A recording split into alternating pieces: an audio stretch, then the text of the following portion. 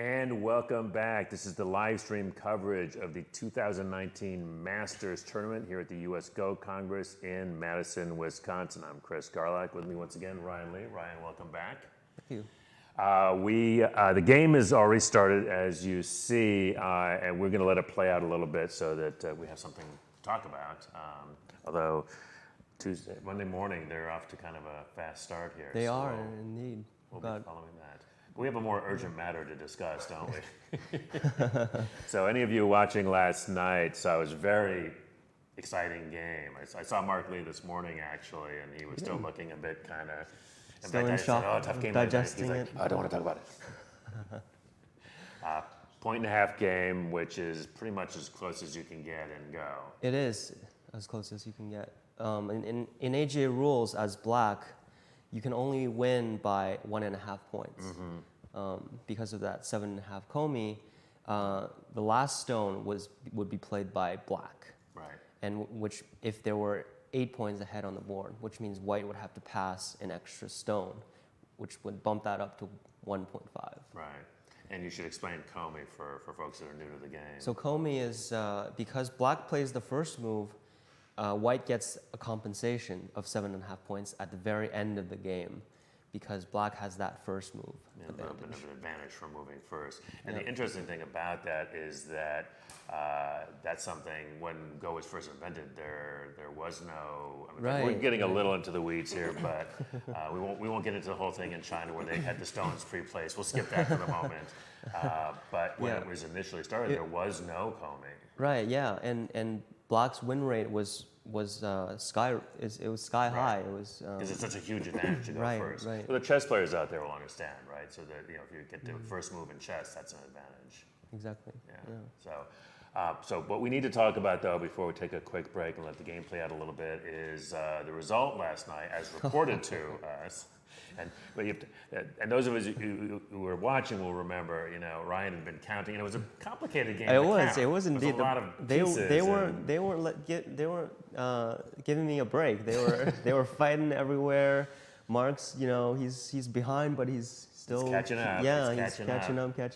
He just almost caught her. And Yongfei's got his clear judgment, and at the end I was counting multiple times near the end when they were at the end of the end game where the game is almost done.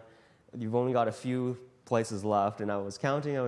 Julie was adding up the numbers, and I was confident. I was very confident. I was there, sitting up there, telling the audience, it's going to be. I think I was said around 10 points. So I said 1.5 or 2.5 before Comey. 10 points before Comey, which would. So 10 points minus 7.5 would give 2.5. And if it was 9 points ahead by black on the board, it would be 1.5. Right. And it's good that you bring that up, because in the result, we were first told that it was a 9. Black won by 9.5, and I was just. You were.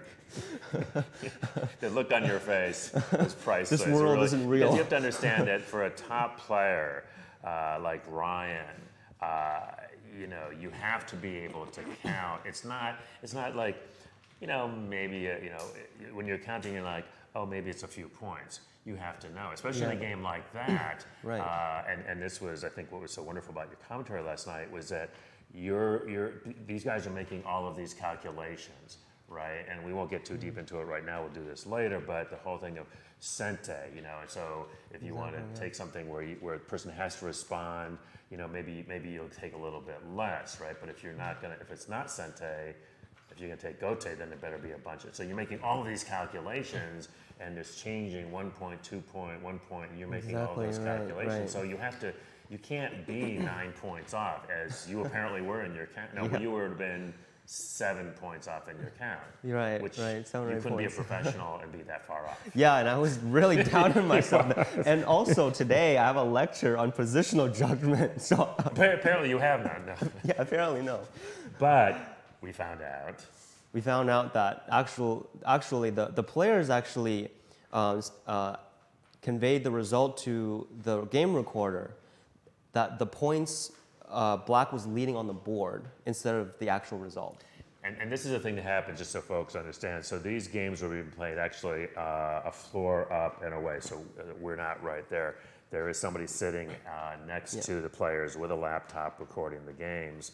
And so what happens at the end of the game, and we may do this today, maybe we'll just count it out on the board to show people how that counting process works. When we have the player cams live, hopefully tomorrow, you'll be able to see the players do this. But we'll do that today so people can see how the counting works. And in fact, if we'd have done that last night, we would have known how that you were exactly right.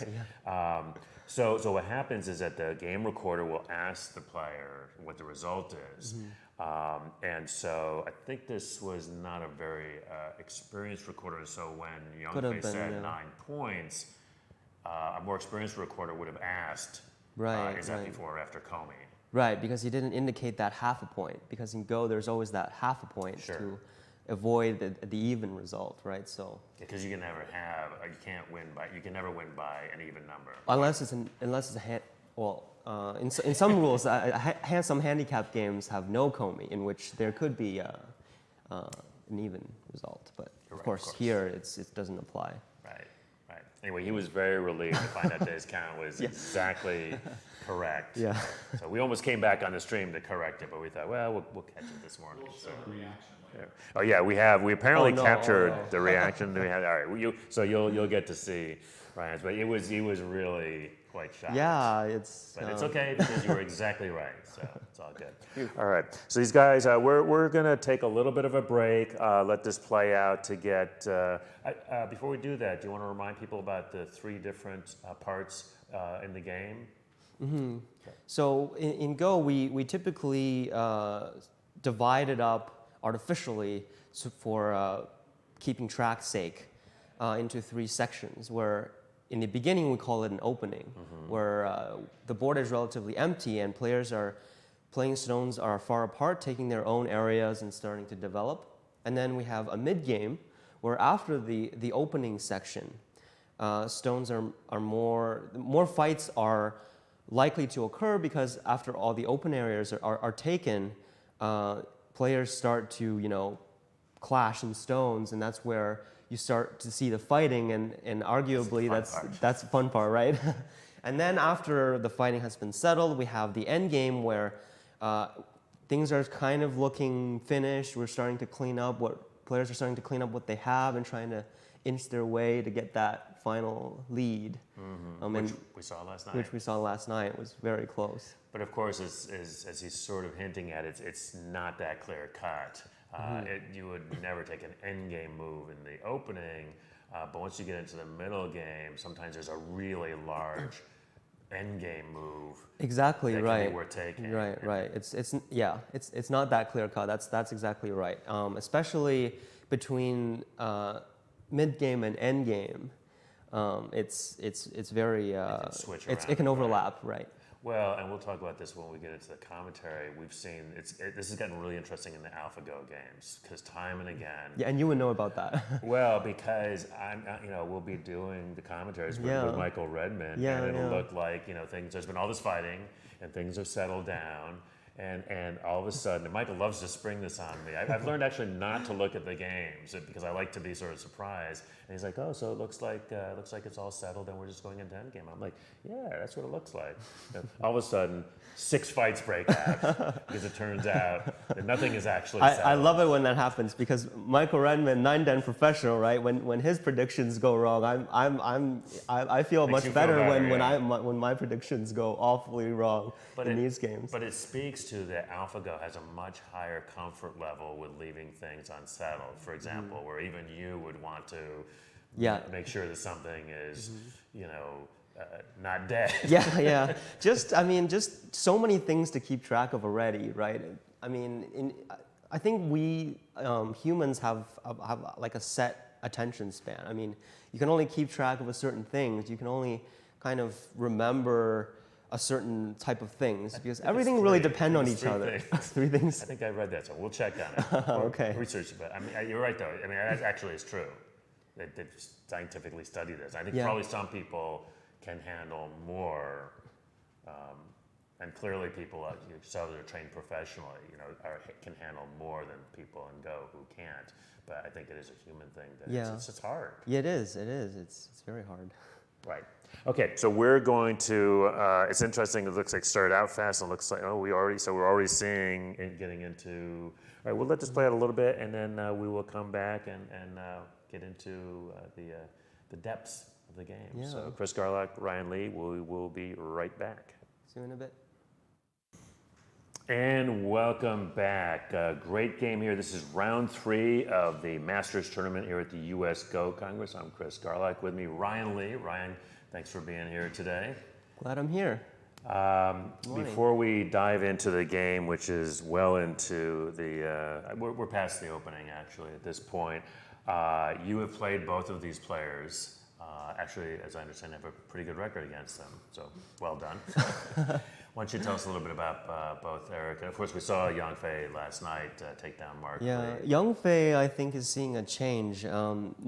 He's definitely keeping his style of very, very pushy. Mm-hmm. He's very aggressive. He loves the fights, because he's always able to see a clear way to edge over the opponent in these very complicated multi-group fights.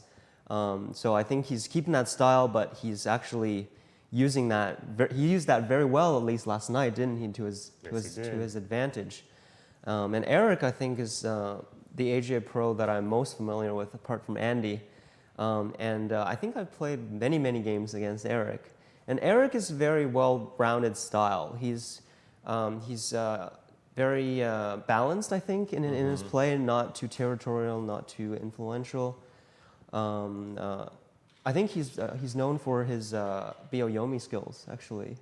Isn't he, Chris? Pretty massive. I remember recording his games, and you had to really hang, because in the end, he would just run these sequences out that were just phenomenal. Right. He's really strong on that. Yeah. The one thing I was saying before we started was, and I don't think this is true, you have a better handle on this, but a few years ago, I mean, really, it was sort of, there were 2 different Erics, the one who was just boom, boom, boom, but then sometimes a different Eric would show up and just wouldn't be quite as sharp. But I think that's changed in the last couple of years. Yeah, before, we kind of saw that a little bit with him. He at times you would be very, very up there, but then at other times you can kind of feel that he's somewhat unconfident and he's wavering. But I'm sure that in the recent years, after becoming pro, as we all did, we become more balanced in our play and try to overcome these, I guess, psychological artifacts in the game. Right. So I think, and we're going to see this, just what we've already seen so far, this should be yet another really fiercely fought game. Indeed. We're going to see some sort of AlphaGo kind of moves. So once we jump into it, Chris, you'll play white? I'll get to take white again. This has made my day. Just for folks out there that haven't played, so traditionally the stronger player takes the white stones and the weaker player takes the black stones. And I am about 3-down amateur, and Ryan, of course, is a 1-down professional. So if we were actually playing, I'd be taking not only black, but a bunch of handicap stones. But in this case, I get to take white. So. Enjoy. So, right. And I don't have to think, because somebody else is playing the moves. So split Fuseki. Yep, pretty standard, and we'll see what Yongfei chooses. And just a point is that these high moves, I mean, there was a real thing where folks were playing the 3-4 points, but that's really, I think this is very AI influenced. Right, and when we saw, I think AlphaGo definitely started this star point, almost trend. Back to star points. Which is sort of old school. It is considered old school, especially as a black player, because the star point is considered to have so little control over the territory in the corner. Right. Because what he's saying is that this looks like it's controlling this corner, but it's not. As we're going to see in this game, right. It can be invaded very, very easily by whites later in this 3-3 point. What we call 3-3 because it's Sansan, right, in Chinese. It's the 3 from each side, and it's a very common way of invading in your opponent's corner. So if you have like a 3-4 point here, you don't have the corner, but with one move, that corner is pretty much, except in certain circumstances, you would consider that a black corner now. Right, right. But with With the this, star point, it's much with harder. One move, how can you take that corner? Whether it's one A way. similar move, Right. the Kema, but as you can see, on this side, it's still undefended, right? Typically, it needs another move to defend off both sides. If I had this position and I was playing Ryan, he would do something like that. Right. Because I think I have this corner. He'd be like, no, you don't. Right. This is a common way of So annoying. getting at the corner, right? So- But yeah, the star point is not as good at taking the corner. But on the other hand, it's much better at influence. For the 3-4 point, when white approaches, white can typically develop on that side, and black would be oriented more for territory. For example, if we play a simple Joseki, and we can probably play this, and then white connects, we extend, and after this Joseki, we can see white is taking the influence. But after the influence of many AIs, they calculate too much. They just think about too many things that we don't understand. Well, as you mentioned earlier, though, humans have a limited ability to think about multiple things. But Right. Everything by AIs. Yes. AIs have no problem. Yeah, they just Even see a CPU, it can think about. they just see everything, don't Right. they? So after AIs, when the low approach is considered a good way to approach the corner, and before we have a lot of Joseki, which are variations that are considered even for both players, and a lot of these things that we thought were Joseki actually are not anymore because of AI showing us moves that can be played to counter. So Joseki is a pattern or a set piece. I'm thinking in chess you have certain sequences. You know, the Queen's Gambit. I mean, they all have wonderful names. And in tennis, which I play, you have certain sequences that you play that are known, and so that's what Joseki is. It's a agreed upon, and it's usually been years of research in the old days in China. Yeah. You had the schools, and Yes. they would come up with their secret plans and then spring them in a tournament game. Yeah. And I think that's the history of how these. And you try it, and you try something new, and then over time it either works or doesn't work. And if you think about it, it's a lot like. I was talking to somebody yesterday about a computer program. He's a programmer, and he's like, somebody will write a little piece of code, and everybody likes, yeah, that's a really good piece of code. And then everybody uses it. So Yeah. I kind of think of Josekis like that. Yeah. But you're saying that but then they weren't actually the Right. best. Well, a new Which- piece comes along. Yeah, which really shocked many people. People were crying. Because we spent all that time. Yeah. I was one of those folks that never bothered learning Josekis because they were really, really complicated. And made their head hurt. So I was really happy got when away I with found out. I know. Oh, good. I didn't have to do that. Yeah. But I mean, yeah, for the 3-4, there used to be many pincer Josekis, and they were very difficult to deal with. But Complicated. Right, Really and complicated then sequences. they still remain complicated, but now there's sort of like a consensus on that after the knight's move, it's very difficult for black to gain an advantage locally in this corner.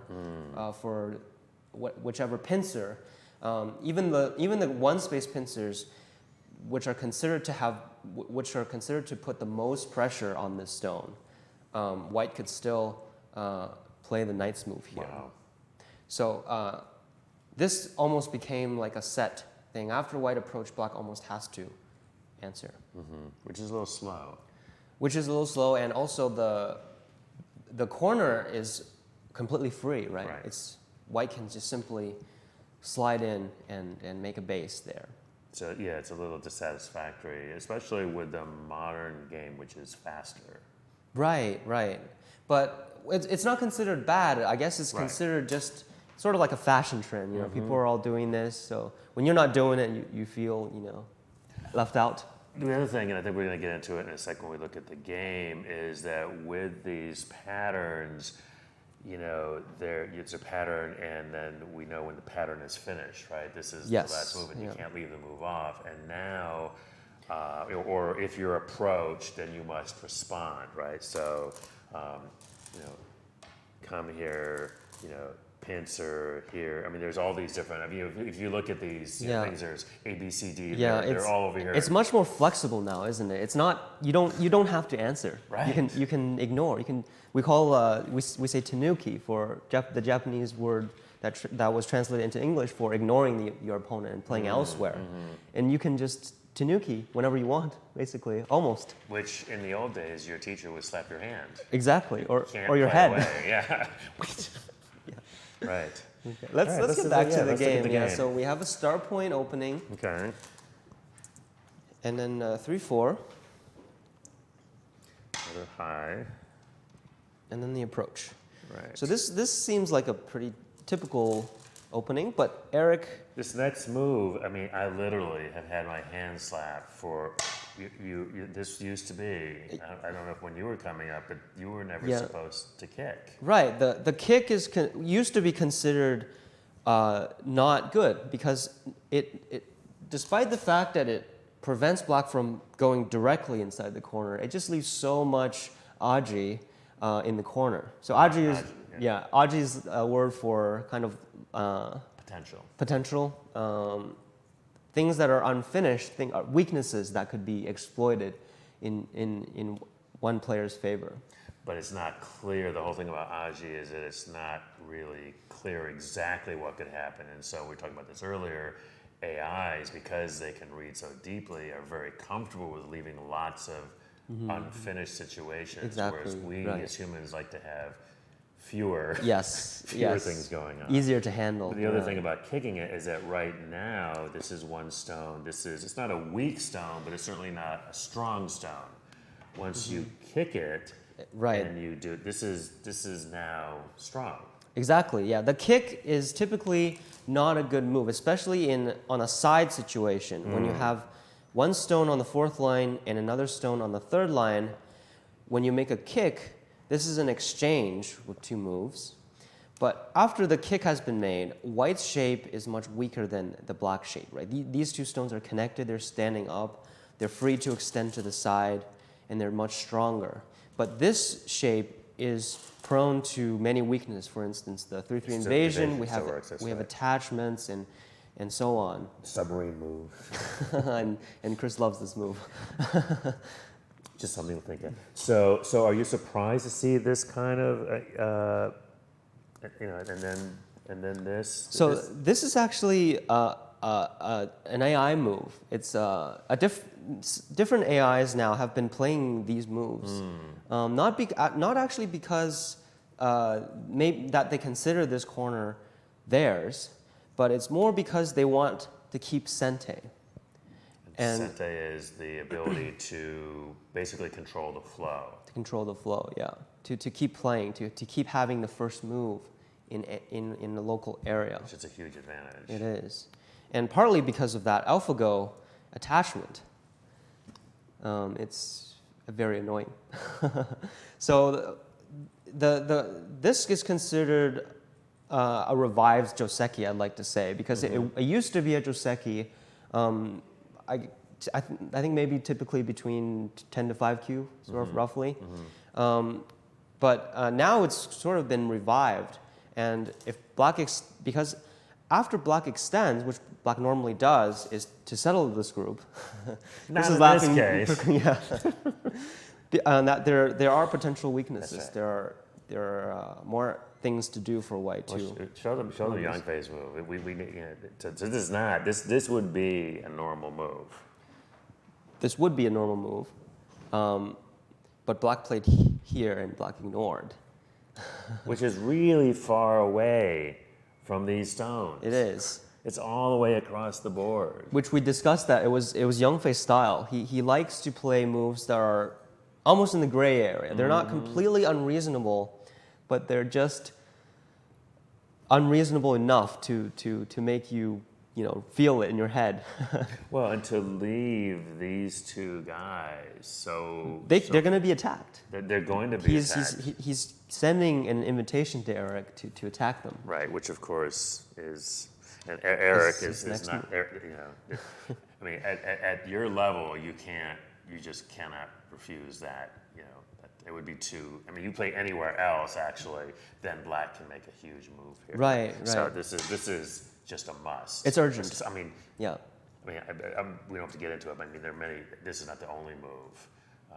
This seems to split the side nicely. Right, so if black were to play a move here again, then this would be a very good moyo that's starting up for black, right? So this is going to be a very good potential for black in the opening to eventually develop it into territory. And just to be clear to folks, so when moyo is not territory. A moyo is sort of like when you sort of sketch out an area. And what black would be saying with this is, I would like this side, like ideally I would like this side and this area all to be mine. I would like that, right? But you would like it. I would like that. And you're saying that and everybody can see it. Yeah. But the other player is saying, well, but I can play here, I can play here. This is not actually territory yet. And just as white is sort of saying, I would like this whole corner to be mine. And a very weak player would probably, that would be a K because if you invaded here as black, you would probably die if you were a weak player. Somebody like you could invade this 6 different ways and live. Yeah, that's a good point about moyos, just because in the early stages of the game, or in the opening, as we said, it's very important to play quick. It's to be fast, to have sente, and You mean play fast in terms of time? Yes, not in terms of time, but yeah, that's a good point. In terms of getting the first move everywhere on the board, playing it in more areas than the opponent, or getting the first move is important. If you're too solid, for example, as black, you can have a very secure area. That's your territory now. Quickly. You could actually count that as black territory. You can, but that's like not even maybe 10 points, maybe not even 10 points. Maybe even 9, just 9. So 9 points for 2 stones. For 2 stones is 4.5 points per stone. Yeah, that's not going to work. That's not going to work. So by making the moyos, you can develop the skeleton for the territory, so that after you make further moves, you can make them into solid territory that is overall much more efficient than just to make solid moves. But let's get on to the fight. I want to get to this fight. Let's do it. So of course, white would invade because black's extend was such a big move. Now, a weaker player, just since I'm representing weaker players, would be nervous about this and would play maybe this or this or this or something to help out these guys. Like if I was playing Ryan and he played here, I would know that I should play here, but I'd be really nervous that Ryan would have like some move here that would capture these stones right away. So I'd want to give these guys a little bit of help, and it's a couple different ways. So this is saying again. It's a very important move for the corner actually, with this side extension. If black were to let white take this area, not only it's going to be a base for settlement, for making eye space, but also because this extension is so far away, it was trying to be more efficient. It's going to have weaknesses, and weaknesses arise very quickly when your opponent has more stones surrounding it. So this is a very important move to not only secure the corner, but also keep this white stone weak as well. And typically when your opponent has a weak group as well, they're not going to be necessarily in the upper hand. But if you're the only one with the weak group, then you might worry much more. Or you're being attacked. Right. So white jumps here. It was a typical vital point here. Because if white were to do something like this, then you'd probably do something like that, be a little faster. Maybe, because or perhaps just the jump. The jump would actually, it would threaten to connect under. So this would induce black to do what he already wants to do. So you're actually, and that's a good principle in Go, is that often if you're trying to think of what to do, one thing to think about is, what would my opponent like to do? Yeah. And almost always, not always, but very often your opponent's best move is probably a pretty good idea for you as well. Probably And something you that's- should consider. And this is a good example. Black would love to play here, so white is going to play here. Also helps this guy. Yeah. So actually, recently, this shape has been decently common. And I actually learned this from one of your commentaries, that white could actually play here first. I remember when I first saw that move, I thought it was a mistake.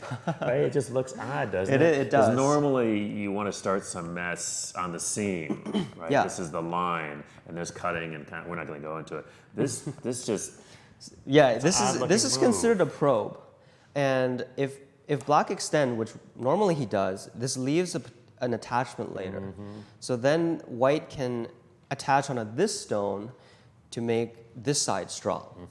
So if black were to play like this, then black would be relatively over concentrated with this standing up, These and stones are too close these together. are going to be too close together. And also white would have an attachment that could also reduce the corner. right. So I really like this move. It works quite well. It also annoys people. And Double value. right, right. And this probe is very powerful because if black blocks, then white could also choose different variations. Oh, yeah. For example, white could This is play here. submissive, right? Right, and although black gets the territory, because of these sente moves, white could comfortably attach That's like this. nice. Right, because this This threatens is a the lot of stones for one.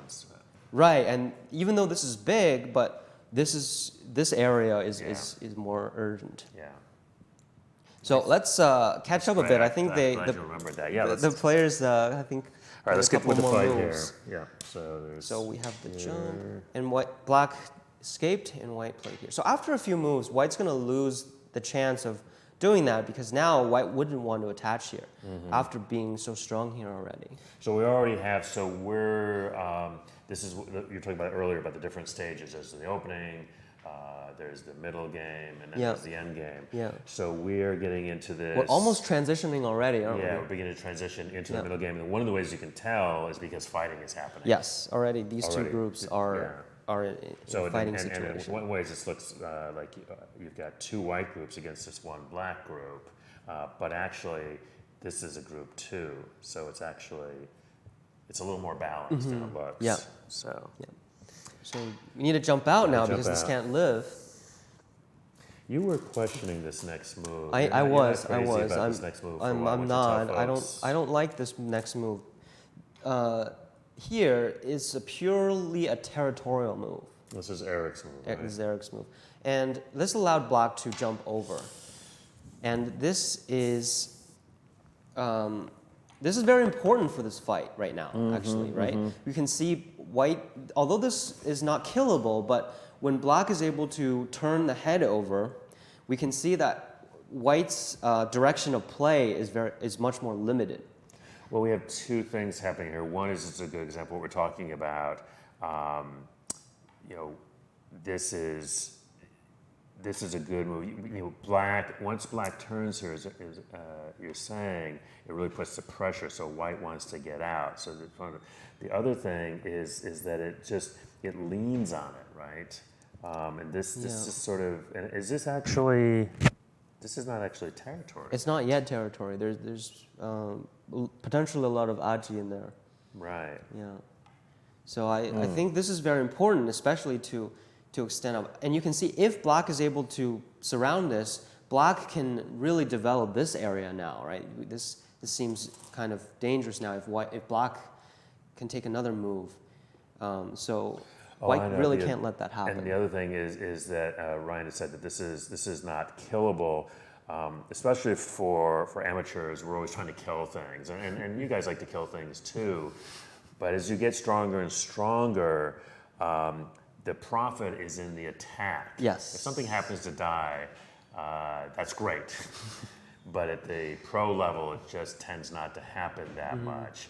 But what does happen is lots of near deaths and threats to kill, but you're really looking for the profit. Right. That's a very important, and it's also such a basic concept that it's not that very hard to understand. Is I like to say this to beginners, is when you have one stone on the board, it has 4 liberties. And liberties are just the empty spaces surrounding the stones, the amount of moves your opponent needs to capture that group. If one stone is 4 liberties, we have 1, 2, 3, 4 here. If we add one stone, it'll be 6. So it's much easier to escape than to kill. Right. So just from that, we can see that it's easier to live, right? It's much harder to kill. So a better strategy is often to attack and get profit from the attack. Make your opponent worry about the groups, getting profit from that. Because often when you try to kill, you're playing aggressive moves that end up having weaknesses later. So we can see this cap now, I'm with you. White has an interesting way of. Oh, sorry. White exchanged this move first, which you also didn't like because it induces. Right. I really wanted White to play this. You move really first. did. Yeah. Right. We'll have to ask Eric later. I will ask him later because after this move, This is nice now, actually. Yeah, and then White could still attach. I like this. I like this much better than the game. Yeah. This just keeps a lot. It does, especially with this shape. Later, there's still a cut, and if Black captures, then this is very narrow. So this is. I really wanted Eric to do that, but after White exchanged this Knight's move, after Black plays the one space extension, the corner. Of course, White cannot play here now, because it's very easy for Black to just play a move on the outside after getting that strength here. There's no way for this to live. So White's going to lose that after making this exchange. Right. Okay, we're going to take a break in a few minutes, so let's just run through some of the moves here. White peeps, looking at a possible cut. And the Hane. Hane. And then Yongfei just ignores. So we were talking about it was harder to attack and kill. So by blocking, it's difficult for Black to kill. If Black blocks, then White would just leave. So the profit isn't clear. So Black decided to just leave it, play somewhere big. And then Eric is like, "Yep, approaching." This is what we were talking about before. Normally here, something over here. That would have been considered normal. But I think you like this. Yeah, I do. Okay. I like it. So Black blocked and extend. So this is one of the newer variations after the 3/3 invasion. And now Black comes back. It's a double Kakari. To follow up from the earlier move. So now, which side do you think White should attach? I always have trouble. Usually it's whichever way I think is wrong. I mean, you're supposed to attach on the stronger side. Right. I wanted you to say that, right? Because we saw that actually later. White attached on the other side. Right. And that's something that was changed a little bit in the recent times, because after AIs, if normally we would attach on this side, and typically Black will attach. Yes, I even know this.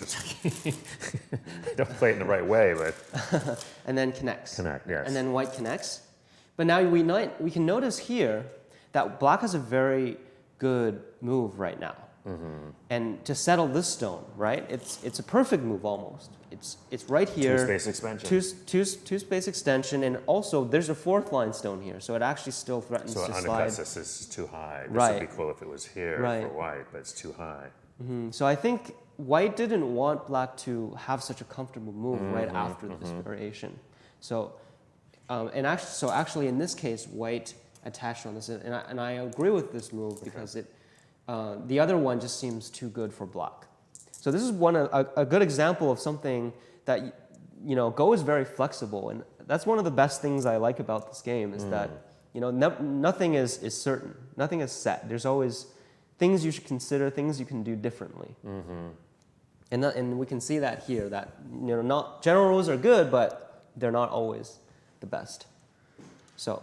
Actually, that makes them not even really rules, right? They're almost sort of like suggestions. Aren't rule of thumbs kind of like rules that don't always work, or are they? Are they like go-to rules?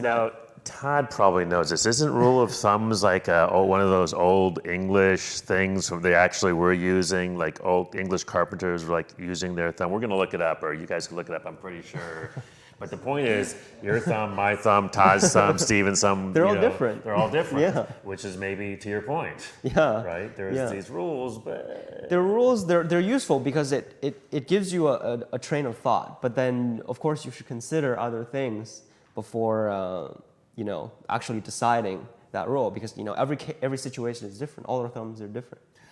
Well, just before we go to break, I'll tell you a story. So I had a good buddy, Mark Gilston. I don't know if Mark is out there watching, but Mark was one of these guys who memorized. He'd been told, somebody told him, Joseki. So he memorized Josekis. He knew all the Josekis. We all did that at some point, didn't we? Always was beating Mark. Why? I didn't know the Josekis, and so I didn't play them. You are a rebel.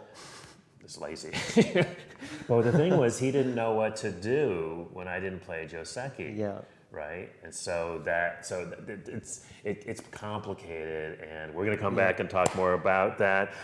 Game is progressing along nicely. I'm not going to make any predictions, but except that I think it's going to be a really exciting game. I think definitely how this new fight that we're just about to start will end up. All right, we'll take a little break, get some more tea. We'll come right back and talk more about it. And we're back. Whoa, the game is really moving right along, isn't it? All right, here's what we're going to do. We're going to run through the moves real quick. Ryan's going to give us some sort of general comments. Looks like we have 2 fights developing, and then we'll peel it back. Once we catch up, we'll peel it back and kind of get into the weeds. All right, let's do it. Where guys like Ryan like to live. Right, so we see black developing early while white invading. And after that, 2 groups have been developing up. But white extended, which is a more territorial move, while black got the cap move, which we thought it looked like it might have been better for black, at least slightly. And then white took another move of big territory before settling this group. So now this group is more or less settled. If black separates it, white could spend another move in the middle to settle. And then we start approaching the top left, and white invaded the corner. So now, after black double approach and white ignored, we're going to see another fight developing very quickly in the top left. And let's just do a quick, and I know Michael always hates this when I do this but I know that you are making, even though there's not too much actual countable territory necessarily, but so you look at this situation right now, just give people a quick area by area assessment, of how you would, just rough, because I know you wouldn't do an actual, you know what I'm saying? But what is the balance? I guess that's what I'm asking is, what is the balance here? Because you have to know this at all times. If you get too far behind, you'll never be able to catch up. So you're always trying to keep things. I think at this stage we're still a little early, but we can see in this corner we've got some points here. So white's definitely leading in territory. We can see white's controlling all this right now, at least. Black has this, but is more influence. Right? We have this influence could develop something here. This is getting a double approach, so black has that advantage here in this top left corner. And also, we talked earlier about this cap that allows black also to take better control of the center area. So it's more of a black influence versus white territory game. And both players understand that, and that's what's going to drive their decisions moving into these next couple of fights. So let's take a look at those. So we talked about the attachment earlier, but we switched the direction now after black attaches and connects, and then white connects. Right, we did this the first right. So this one space extension is also an AlphaGo move, and also the next move. So I won't go into too much. I will forward you guys to Chris and Michael's videos for better understandings of this. Just suffice it to say, it's a new move. It is. No, it's not in Joseki books. I don't know. It hasn't been in Joseki books. No way. So black decided to play this move. Just a quick note, because y'all saw this earlier. Same shape. This is the one that's actually called, it probably has a more pretty name in Chinese or Japanese, but we call it the horse's head, right? Dog's head, I think. Dog's head, yeah. Right. I learned this last night that this is called the horse's head. There is the horse's head. And this is the dog's head. Because it apparently roughly looks like these things. I'm not quite sure. Horses have long faces. There you go. So this is definitely fighting, right? White's doing a shoulder hit, seeking to reduce. So in this case, it wouldn't be very good for black to continue. Right. This would this would one not be too much territory, and also would give white a good center. So black counterattacks, and this also threatens this group. So white needs to go back and make sure this group is completely alive. And so black goes comes back here. This is again a very good move. The slide in the next move is going to take away a lot of white territory. Right. But white, of course, doesn't have time to Doesn't have time to do that. This side is urgent now. White blocks. Back on the attack. Right. So this actually seems pretty good shape for white, right? After blocking like this. It's also another reason why you shouldn't play a third line stone next to a fourth line stone. You should always play it like this. You should play it in this position, right? If you play like this, your opponent will surely just block, and that would make white strong while the stone is weak. So after this, it seems like white has a decent shape to go from right now. Kind of squeezing black there. Yeah. So Kosumi here and white attached. So right now, after this move, there is a potential cut. I was wondering right? about that. It doesn't work yet because white can Atari, and black cannot connect anymore because of the ladder, like this. Sure, we'll go ahead and play it out so folks can see. Right. So remember, these are the liberties, folks, right? So this is the liberty. This is the only remaining liberty for this group. So so now you get 2 liberties.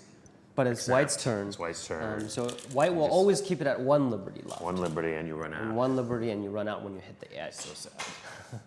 Right. So this ladder, it doesn't work for black right now, but it also means that white can't do anything crazy on the right side. For example, if white Hane is here, black will block, and then if white Ataris, black will also block. So you can see after these exchanges, Reinforcements have arrived. Oh, thank you, Todd. Thank you, Todd.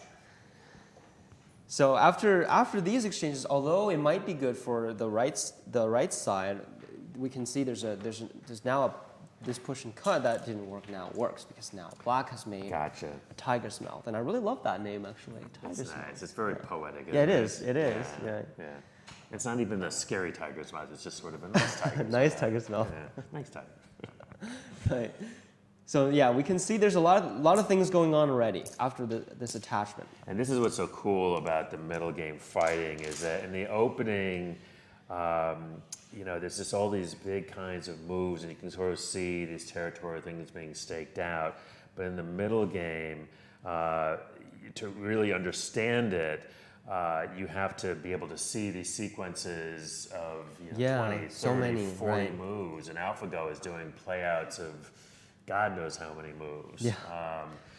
Probably running all the way to the end game. Yes. But for us, even for an amateur, we have to be able to read a number of sequences to try and see. They really help broaden your choices. When you have more choices to make, you're more likely to hit the correct choice. Right. So we can see black fighting is happening. It is, yeah. So actually, right now, I'd like to point out before we move on that this move is very big. Why is that? Because it seems as you're playing on a second line, and it just seems right. So small. this is actually faking it. I'm not actually going for the corner. I'm faking the corner, making you go for it, and then I'm actually going for the right side. Whoa. So this actually reverts back to the common windmill kind of result. So if white Atari is here, black will Atari. Oh, I remember this. I remember this. Is it called a cross? It's relatively new, maybe there's not a set name for this quite yet. Crucifix. The crucifix. The crucifix. Or cross, okay. same thing. That's how I named it. So white Ataris, black connects, and white plays this move, and then Trying to capture all those stones. and then black plays this move because this kind of although even if this can ladder, it will give white a move here. So black Break plays the ladder. lightly here because there's a potential attachment. So we can see that. Why is this big, Chris? You can see it. Look at this corner, right? It's such a good distance, right? It's very natural moyo to face that influence, right? So I always like to point out these things because remember, when you're playing moves on a Go board, you can never move your stones. Right. So it's really important to see your existing ones and trying to, make the best out of the existing ones. And this is a good way to do it. Well, it's a really important point because one of the difficulties that when you start playing, there's this compulsion that we have, and even for often a long time after you start playing, to save every stone. Yeah. Right? Because it's my stone, and I played it, and I want to save all my stones. And what Ryan's talking about is so an instinct of a weaker player would be to somehow play here, and you probably could manage to save these. But if white gets out into this area, this is going to be bad. So the idea here is actually to try and force white to take those stones. Right. So Chris is talking about this. If white has the ladder, this Hane, white could capture the 3 stones. Sure. So we're pretending that there's white can escape and black can't. So maybe we should talk about ladders a bit also since we're at this point. Sure. When we make this shape, if white tries to escape, this is a repeating almost sequence that looks like ladder. So it will zigzag and turn until it reaches this point. We can see that we say that black has a ladder because white will get captured like this. So if we switch this to a white stone, then you can see after we get to this point, white will be connected to a previous group, which would save all of the stones in that line. So which means that in that case, these stones are alive because then these would be dead. But typically it's that white has the ladder. But if we return to our original point, even if white could capture the stone, it's not going to be good because it will give black an even nicer wall. And also, it would give black the first move. So you can see if black were to somehow enclose this just looks very, very nice. So here's a way to simple think about it. So white just captured 3 stones. So yay for white, right? 3 stones. Captured 3 stones, but 3 stones is 5 or 6 points. 5 or 6 points, right? Because each stone removed is that's 1, 2, 3 points. And you also have the 3 points from the stones that are captured. So let's say that's 6 points. That's not, 6 points is okay. But you're saying this is, say, 5, 10, 15, 20, 25. Let's call that 30 points. Right. Would you rather have 6 points or 30 points? I'm taking the 30 points every time. Yeah, of course. Now, admittedly, this is not, this is definitely territory.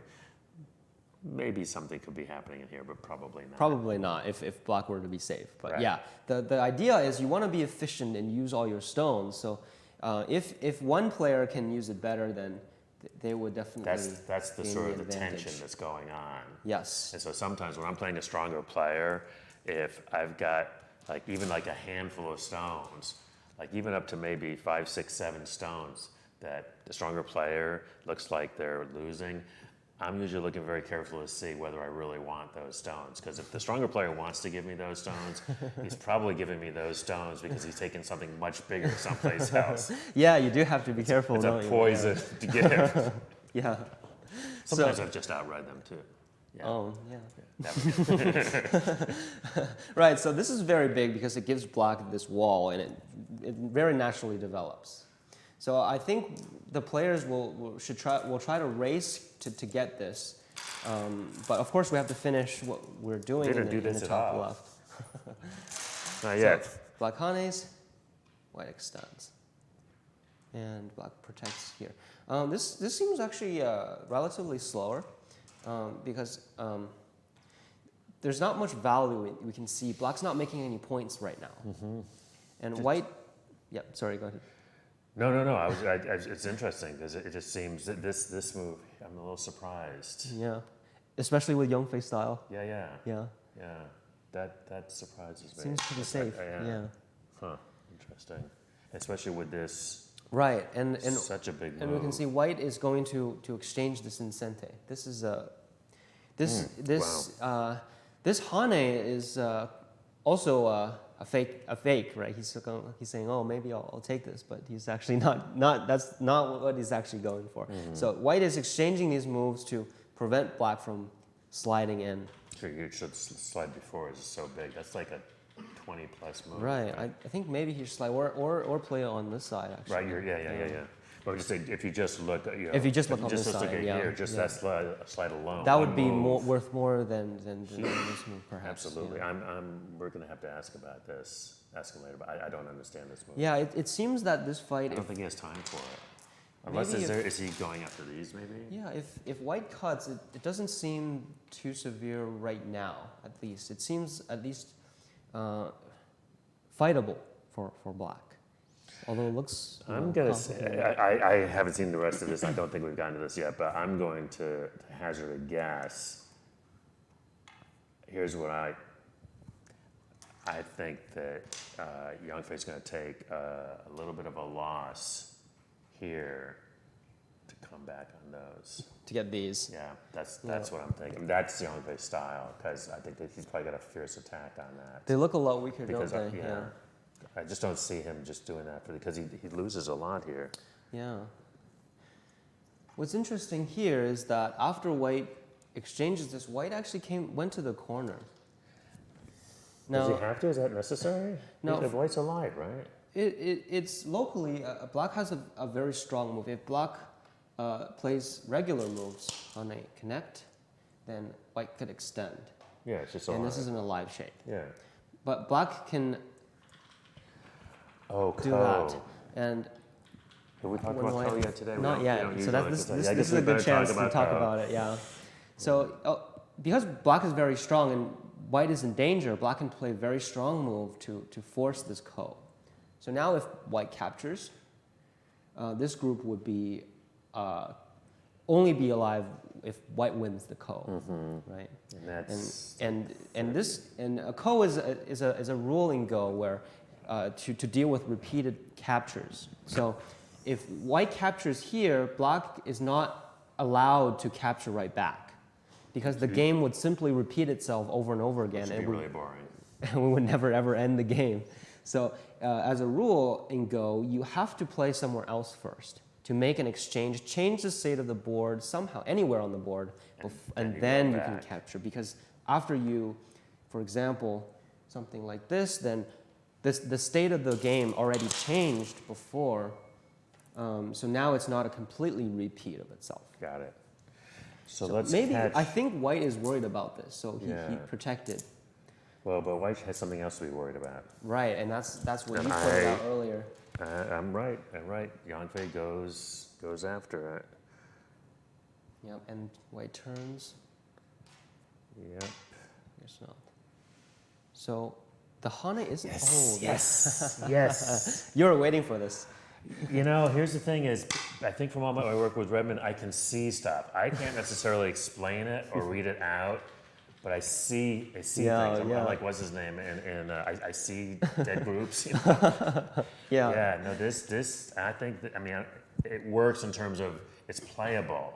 You have to actually read it out. Yeah, this requires so much reading right Man. now. For example, these kind of attachment. Right now, the ladder doesn't work for Not white. right I'm now. glad we talked about it earlier because Yeah. now we can actually play it out and, Right. and show that. So doesn't actually, what work. happens? Yeah.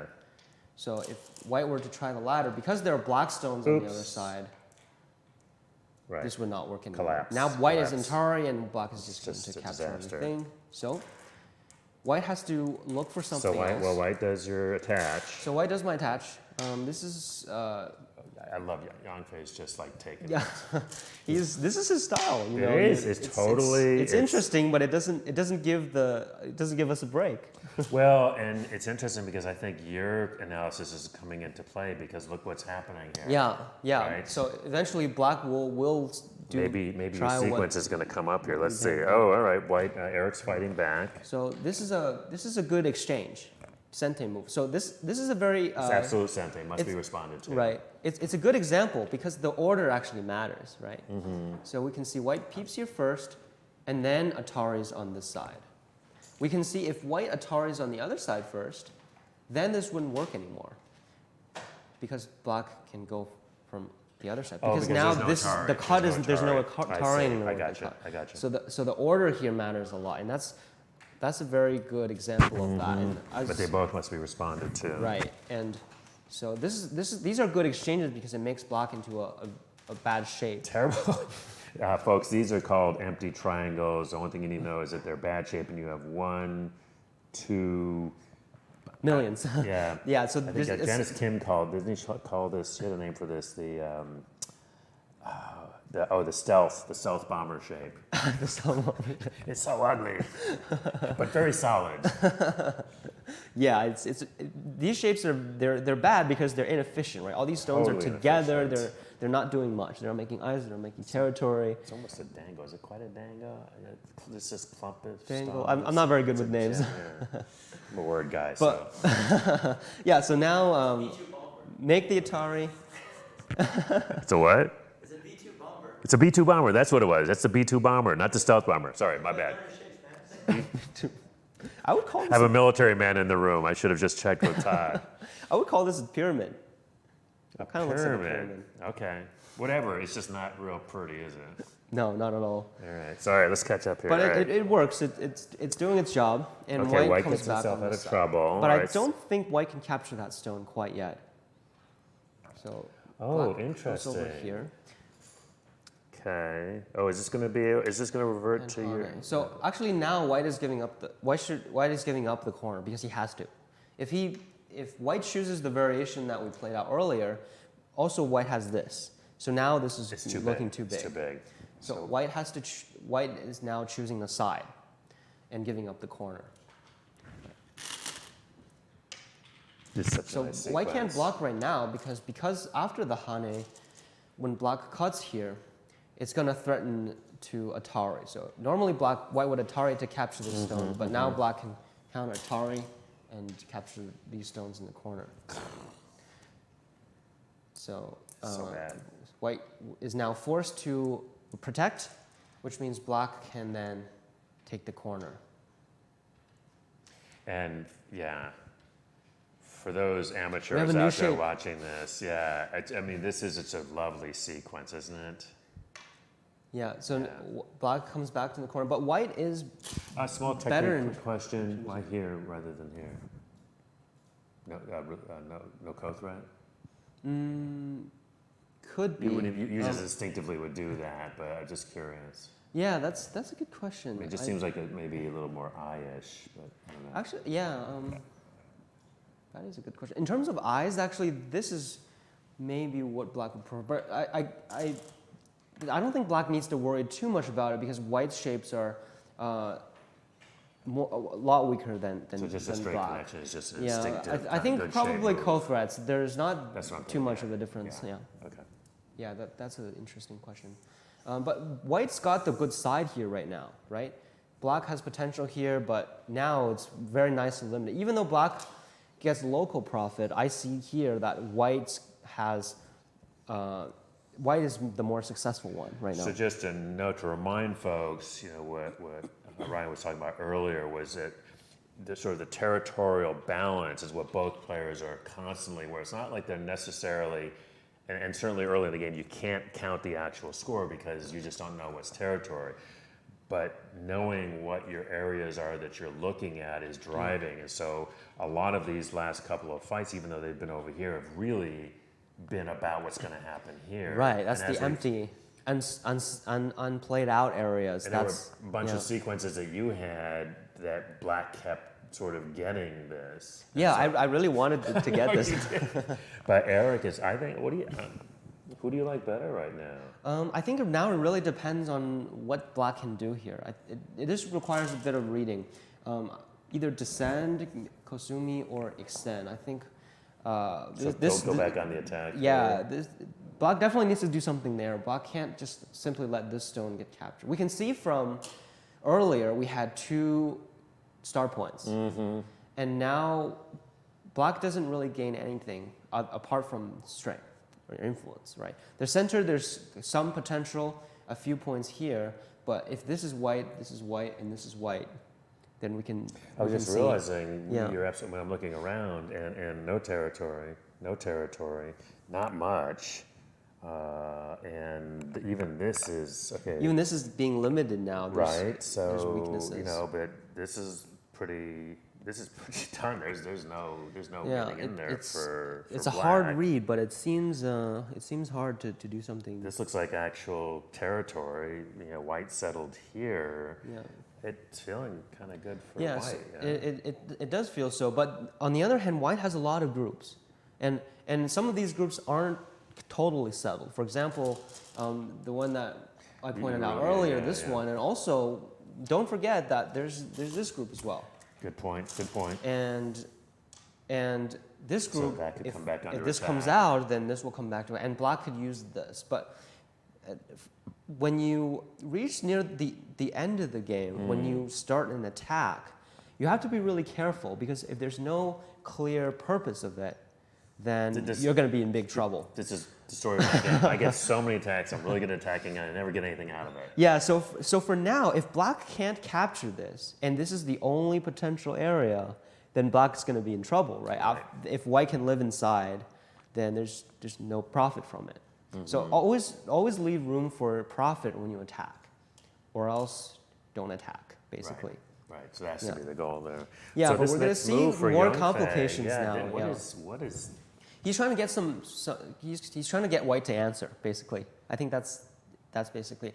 For now, white can't really counterattack because of all these sentes. Black is very strong, so black will probably just. And then it reverts back. Yeah. I see. Yeah. Uh-huh. So I think white might just let black, because black is so strong. And this is the type of moves you wanna play, is that when you're the stronger, when your stones are stronger, you really have to use them to your advantage, because in order to make strong groups, you really have to give up territory. And the only way to get them back is to have stronger stones and playing more fiercely. But you got to back it up. Yes, you got to back it up with I like reading. I like this next move. Yeah, so white is extending out. So if white just connects here, then later black has this turn, and yeah, this is an uncomfortable shape. And also, I mean, generally speaking, I mean, nobody does, but particularly, you know, you stronger players, you just hate to crawl in the second line. You really, you'll do almost anything Yeah. to crawl in the second line, right? Yeah, not something that AlphaGo says though. I know. Just like but yeah, I guess it depends. But of course, the general feeling is terrible when you crawl in second. You gain 1 point every move, one for one, just one. Yeah, while your opponent is getting the center and pushing you around. Yeah. Doesn't have a good So feeling to you it. want to avoid it when you can. Yeah. So that's what white did. This is the counterattack. I like that. And black attached. I'm gonna say that I think I see. Do you have a new favorite now? I'm just saying. I'm actually thinking that your idea is coming up. I think this is about building up strength here. Yeah, and then here. is he aiming at this now? Because this often happens in Go. You've shown this several times, right? Yeah. You fake one way. Yeah. And the target is over here. Yeah. So black is faking this way, but I think let's see what we got here. This is the attribute we were talking about earlier. When you have things to worry about, you'll lose. Your opponent can use that potential to your disadvantage to gain other benefits. So white extends and black pushes up, and white now definitely has to connect. Definitely can't let two weak groups get separated. Yeah. Also, here's what's happening. Look at this. This is beginning to look a bit. Yeah, it's starting to build up, isn't it? right? Yeah. And this move is important. Brings all the stones together. Yeah, we can see if white gets this move, all of these stones look that much weaker, right? They do. And these stones are looking more alive. Yep. But if we just change that to a black stone, then everything looks like potential for black. Beautiful, really nicely done. And just in 1, 2, 3 moves. That's really nicely done. It's useful to try to imagine your opponent's stones somewhere. And then you can easily see, are you afraid of them playing there? And Let me put my stone there. yeah, and that's helpful, right? Yeah, That's yeah. helpful judgment. And Eric's not having any of that. So I'm wondering why Yongfei is not playing in there. Is he just leaving that and I mean, if I was and white, I'd be aiming so at it? nervous. Yeah, Yeah, but I guess it's, and also maybe a counter argument is that if white were to protect, then black would get the first move. And that's actually And this seems pretty territory big, now. yeah. Yeah, and that's That's probably 30 what points. Yongfei is thinking right now. Is Yeah. white can't protect. doesn't have because- time. Yeah, white doesn't have time. And this is something we've seen with Yongfei before, is that Yeah. he just sort of, he that's the thing I was talking about He Balkan likes stricter. strength. He does. Yeah, He's good with patience strength too. Yes. He just builds it up slowly, and then all of a sudden he just launches everything at you. Let's see what's, I see. Okay, so attached Yeah. there. So black plays there. Oh, this is getting hairy. I don't really like this direction for white. We can see No. here black is very strong, Sure. and white is trying to start a fight where black has many strong groups. And of course black will cut and then protect this side. So it's unclear to me what white will gain from this side at the moment. Well, there's a little bit of a. So white's gonna. There it is. There it okay. is. There it is. This. I've been one for about 40 The moves. I've been connection. thinking, well, Yeah. yeah. This is the backdoor escape for white. Yeah. So this settles white's. We're gonna take a break in just a minute, but who do you? Yeah. who So do you, now who I do think you like at this point? I think or black white? probably really regrets not playing this move. We can we can see saying. now here if this group ever gets cut off. One move. Of course, white can't play two moves in a row, but if white plays here, and black then must answer. Right. If this group ever gets cut off, black can still live. But we can see when this move is in the connecting spot, there's no way to make this group into two eyes. Nope. So I think black is probably regretting himself here. But I really think still this is going to be the decider. Black really needs to see what he can do in this area, because we can see white has a really big territory here, the corner here and the side here. And although black has potential here, because black lost so much territory in the beginning, I'm not sure black will have enough later. So we'll see whether black can do something to white's group over here. Well, we're going to take a little bit of a break. I'm going to see if I can get Ryan to do a bit of a count on the break, and we'll come back. And we're starting to move into the end game, one of my favorite parts of the game. So lots more to come. So stay tuned, and thanks again, Ryan. All right, welcome back. This game is getting incredibly exciting.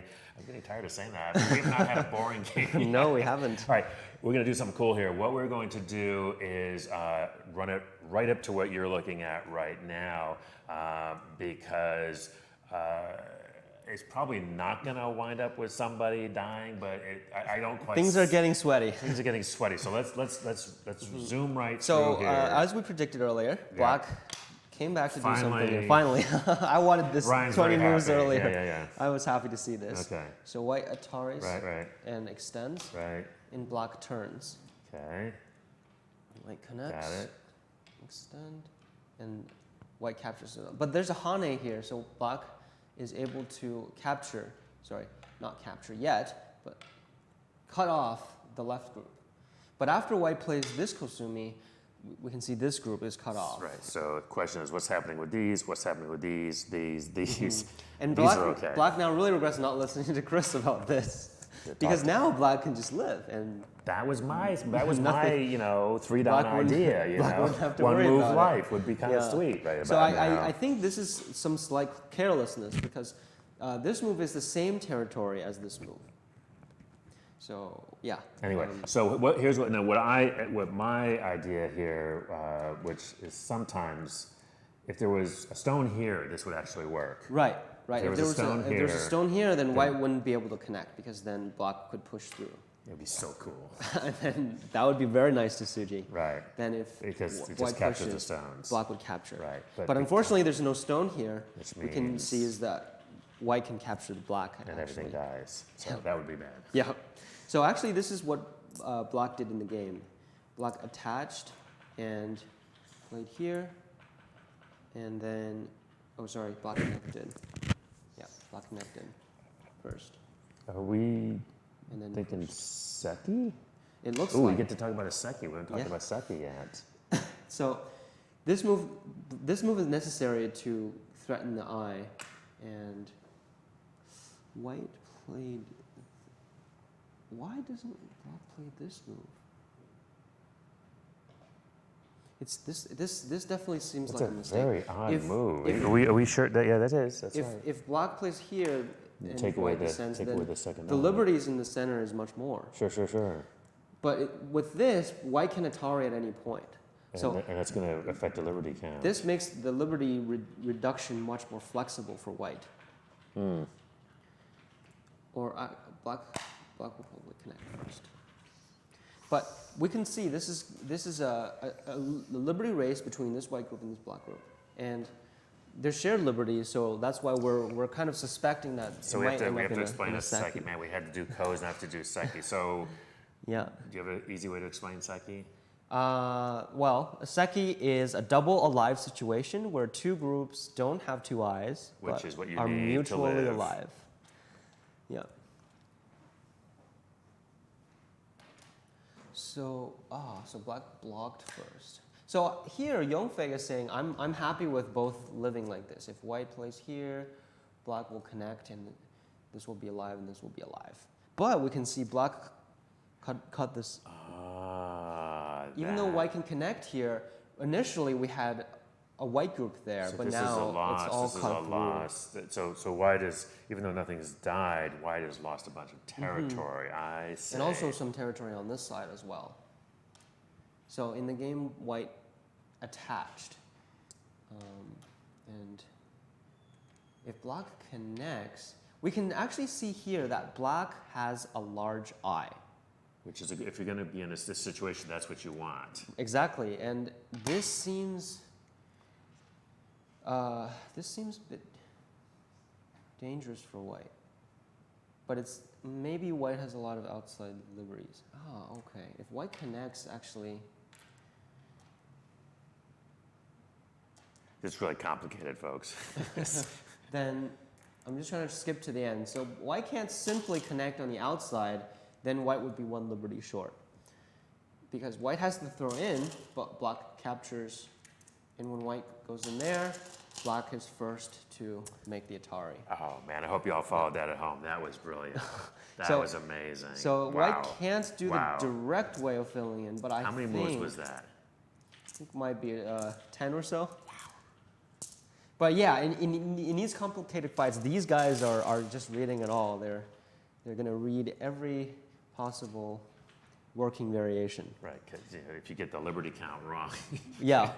And before I filled the inside liberty as white, because remember, when one player has the large eye, the other player with the small eye has to fill in all the shared liberties. So that's a known tactic in life in this situation, where one player has a bigger eye than the Right. other. So maybe this was. Yeah. So It's okay I'm after thinking that. white can play a move on this side. If black extends and Ataris, then in this case black wouldn't have enough liberties actually, because here white has extended a couple of liberties. Oh, interesting. So white is actually even more than one liberty short. So in this case, white can even tanuki, because white doesn't need these two stones. Oh, they're the wrong stones. Yeah. So this is a very grave mistake by black at this point, because here, if black were to push, I think this could make a difference. Or it might be similar. I guess it doesn't. Sorry, maybe it doesn't matter. let me Yeah. try to sort this out. Oh wait, it does, because if white descends, then when black goes in here, there are 3 shared liberties. And the more shared liberties there are, of course, it'd be more advantageous for black if there's a large eye.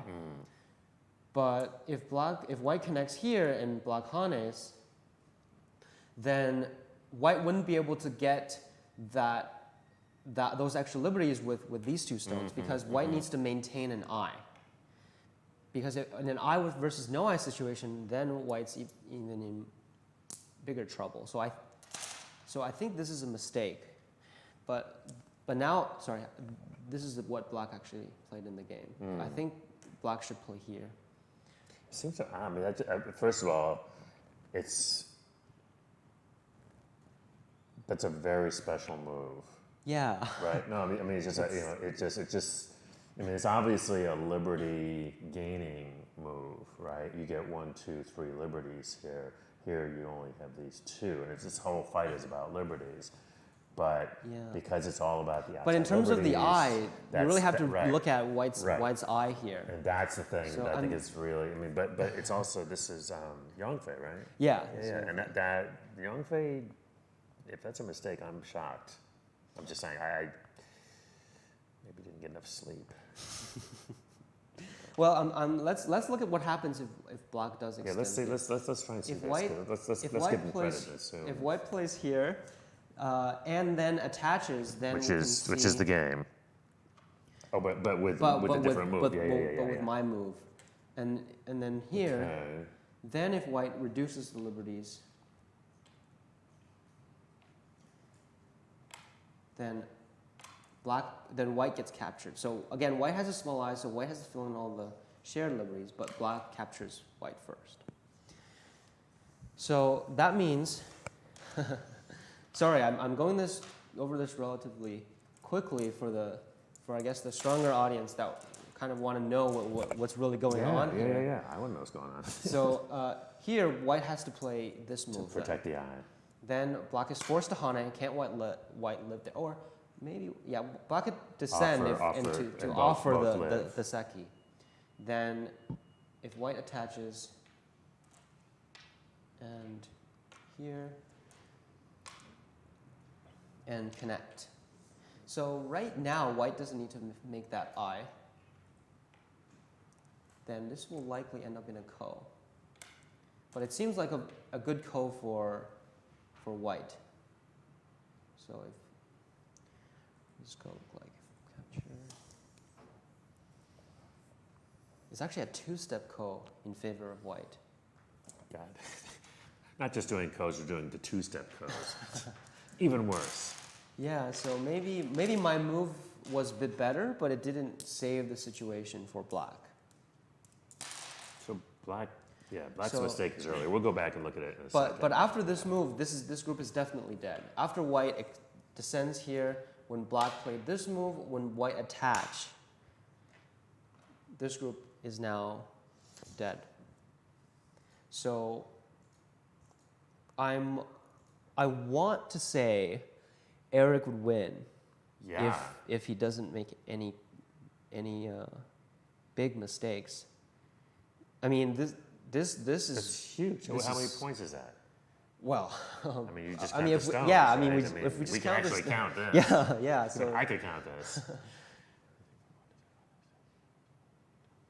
It's like 35, 35 points. And if black blocks, then black would only get about 20 points. so it's a 15-point swing. Yeah, and at a time like this, it's really not helping. And black doesn't block. Black. Yeah, because if he blocks, then white will just simply. He's trying to get the most out of dying here, because since this is sente, so this is actually not ko, because this is we call this a squashing push. Right. So now because this is actually an illegal point, and white cannot connect. You can't put yourself in a turn. Right. So black will capture here later. So white has to play here, but then we can see there's a attachment, and that really kills the eye shape here. So black is trying to get the most out of threatening this, but this is really looking not good for black. I'm almost ready to claim the game for Eric right now. Well, you called it last night, so. Yeah. I mean, Well, I think too. No, the thing is it sometimes. I mean, when Yongfei's center group was looking to be captured in total, that's not what happened. In the end, he wound up saving half of it. But in saving, I mean, there's all these things that happen, and so just because you're under attack, doesn't mean that she can't fight back. So this looks, if you just, from what Yeah. you were just saying, it looks like we can't even say it's a 15-point loss because these actually haven't even Right, it been hasn't even been yet. captured yet. So White can right still now it's commit just a back. 35-point loss. Yeah, So It's just a 35-point loss, So yeah. I think what you can certainly say is that Yongfei's got a pretty, yeah, it's definitely a big mistake. he's Yeah. got a big hill to climb here to get back in this. Yeah. Well, good. That's good for us. We'll see And that's a him. very steep hill to climb. And it's interesting here too because, and the challenge for Eric, of course, as you were saying, is he's just killed this group. He's got a lot of cash in his pocket. Yeah. You don't want to start Well, acting like yeah. a big spender. And, Right. Kinda Now, lose the thread. right. What you said is really important because when you're ahead, it's very hard to keep the lead because you're the one with the shoes, right? You've got the lead. Your opponent has nothing to lose. They're just playing all these aggressive moves at you, and and typically it's really hard to carry that to the end. But in this case, Eric, before that over there, we have to remember Black played the first move there, and White captured the corner.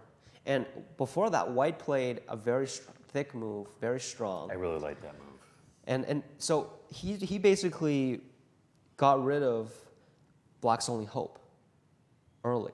And now there's no groups to attack, only a bit of potential left.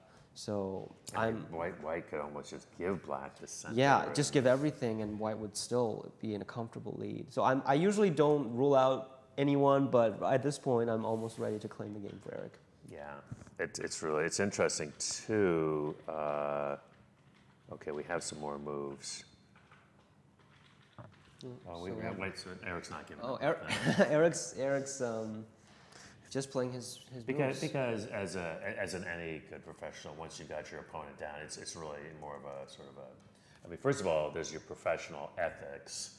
You don't back off. It's you need to keep the pedal to the metal, and it's also in tennis, for example. You don't want to have to play more than you have to play because you have to go play the next round. It's the same thing here. Right. So Right. Eric wins this. It's better if he can win now, win quickly, go have some lunch and get some rest. Right. Don't want to play for another 2 hours. Right. It when you increase the lead, it gives your opponent less hope to continue, and that's sort of For us also on the other hand, sometimes mistakes they happen, and they're uncontrollable. So if you're playing too safe, you're more prone to giving back the game after you make the mistake, right? When if you make a misread somewhere, and they do happen even in very, very high level games, when it does happen, when you're playing regular moves to keep up the pace of the game, you can recover from them more easily. Right. But if you make the game closer by being too safe, then you're likely to just let your opponent turn the game around in that Well, I case. think that what happens is that you give your opponent hope that, hey, maybe I can pull this out, as opposed to if you're like, Yeah. no, I'm Yeah. keeping the pressure on. Yes. Yeah. Then it's like, oh man. Yeah. It's- He's keeping the pressure on, and a 35 point. If Black were to capture the 20 points here, White would have a 15-point lead. Okay, So all right. that. Let's look at that. This is I'm certainly not going to disagree with you, but the one thing I'm going to say is we've seen Yongfei's style in Yeah. terms of But I think in all seriousness, in these games, when you have a big lead, these guys they're just never gonna let it go. Right. They're just Just so take care of they're just business. they're just gonna take care of it. Yeah. Well, let's So we have see. a Let's few see what more he moves does. now. You've got a few more moves here. We got. Some more exchanges. Black exchanged these moves. So we can see locally, White's not alive. Of course, White can get out now, so there's no problem if Black were to do that, White can just descend, and there would be no problem with this group. But the idea is to limit White, and it was cool. Yeah. So Black blocked. We have a question. Instead of When, Black's P14, where's P14? 14. Check the OGS game. Yeah, we're looking at it. Oh. Oh, I think I understand the question. So the Yeah. question is, what if black didn't attach, but instead Hane on the, do you say, Instead of this one. instead of Instead of P P14, N14. N14. N14?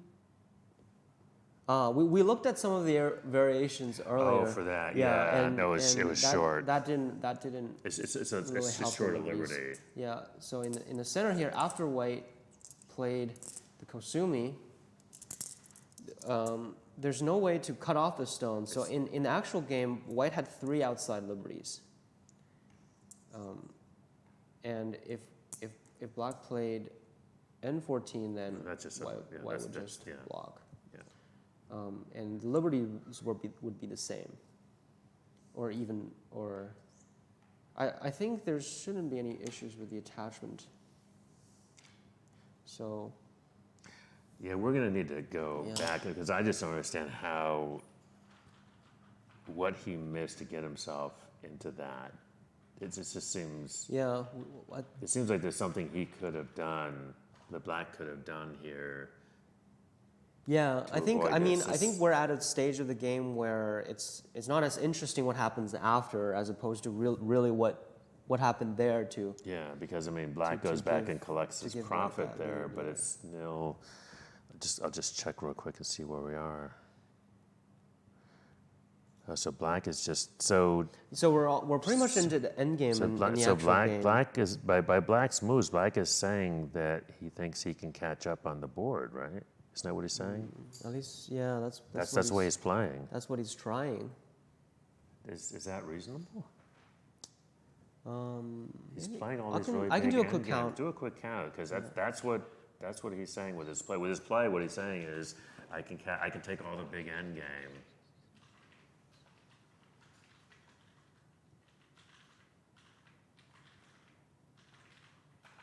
Black is only 70. That's definitely not enough. There's Well- 35 there. 40 points in here. There's in the game there were 6 points, 7 points, but this is like 35 plus. So white has over 70, Okay. and white has some potential. Yeah. So white is ahead on the board even. So Plus Coleman. Well, what did you count for black? about 70, yeah.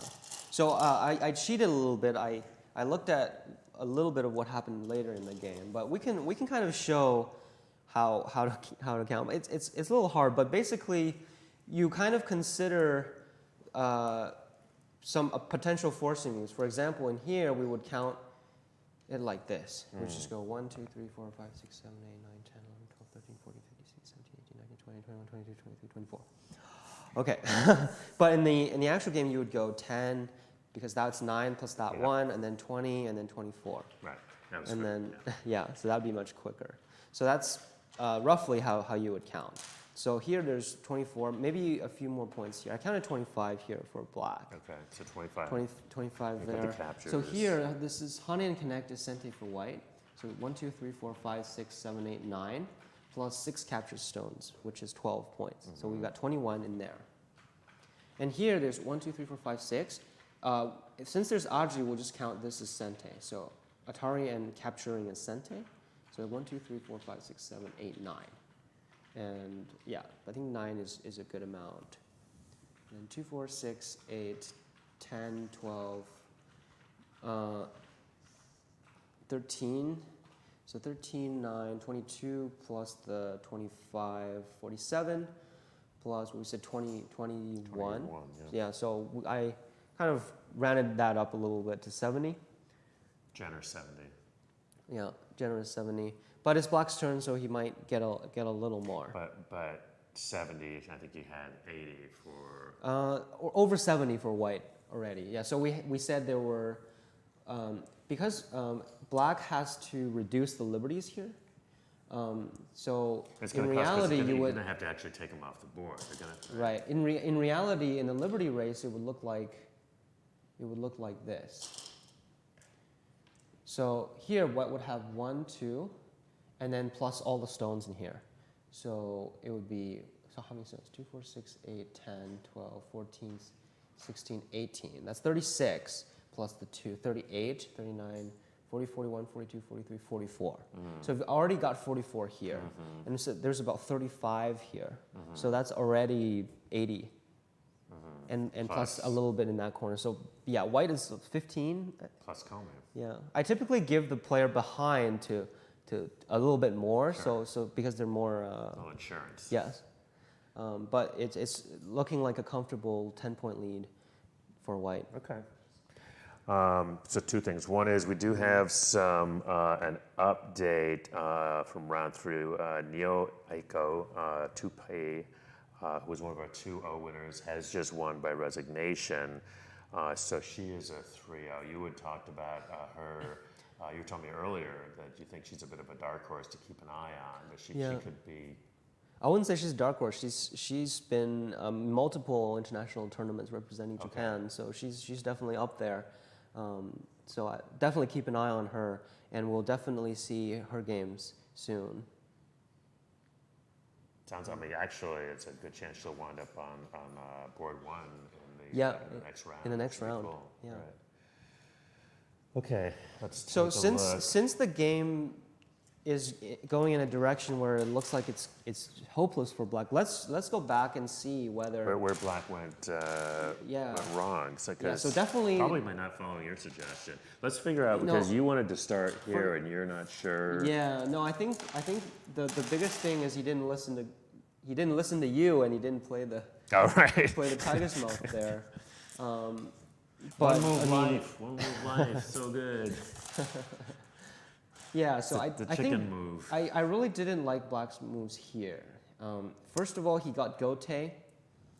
And for example here, if White Ataris, I don't think this is that big right now. White can do that, capture the 2 stones here, take away the corner, but also this would be much stronger. So there's not that much potential in the center yet. So before securing that, Black really needs to make sure he's got this side covered as well in order for that connection to actually be worth anything. Right.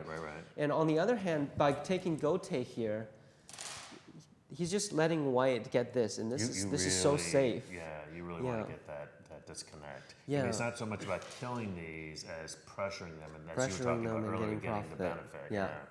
So this is, because I'm looking at it for a long time, it's the kind of move that I like, because when you play that, then safe as houses.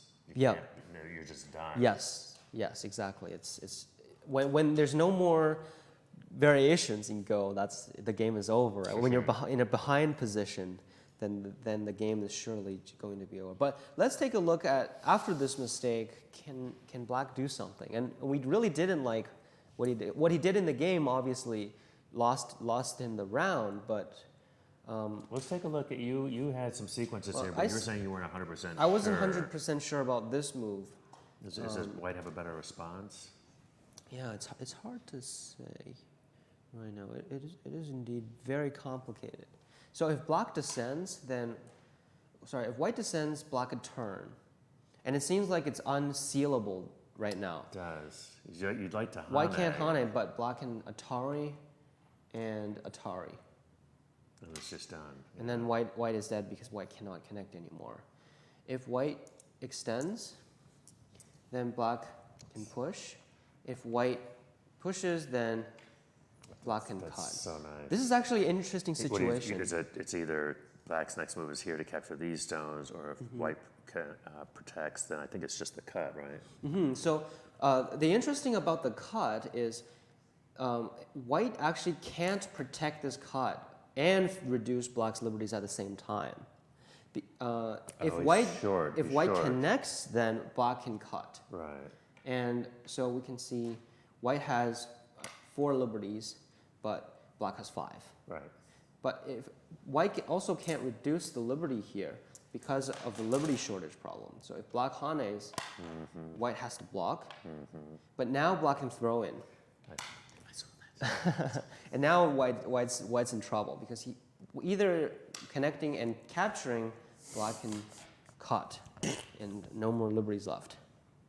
And the same Just by goes. one liberty, by the way. Yeah. Right? I mean, Just by one, yeah. it's not a lot of margin to work with here, but that's all you need. That's all you need, yeah. And the same goes for this. So after the hane, black can wedge.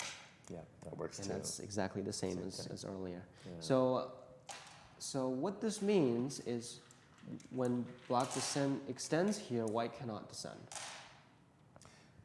So white will have to consider something else. And just connecting, I assume, is not good enough? Yeah, if white connects, then I'm looking at the hane and then descend. It's bad shape, but it looks at this extension.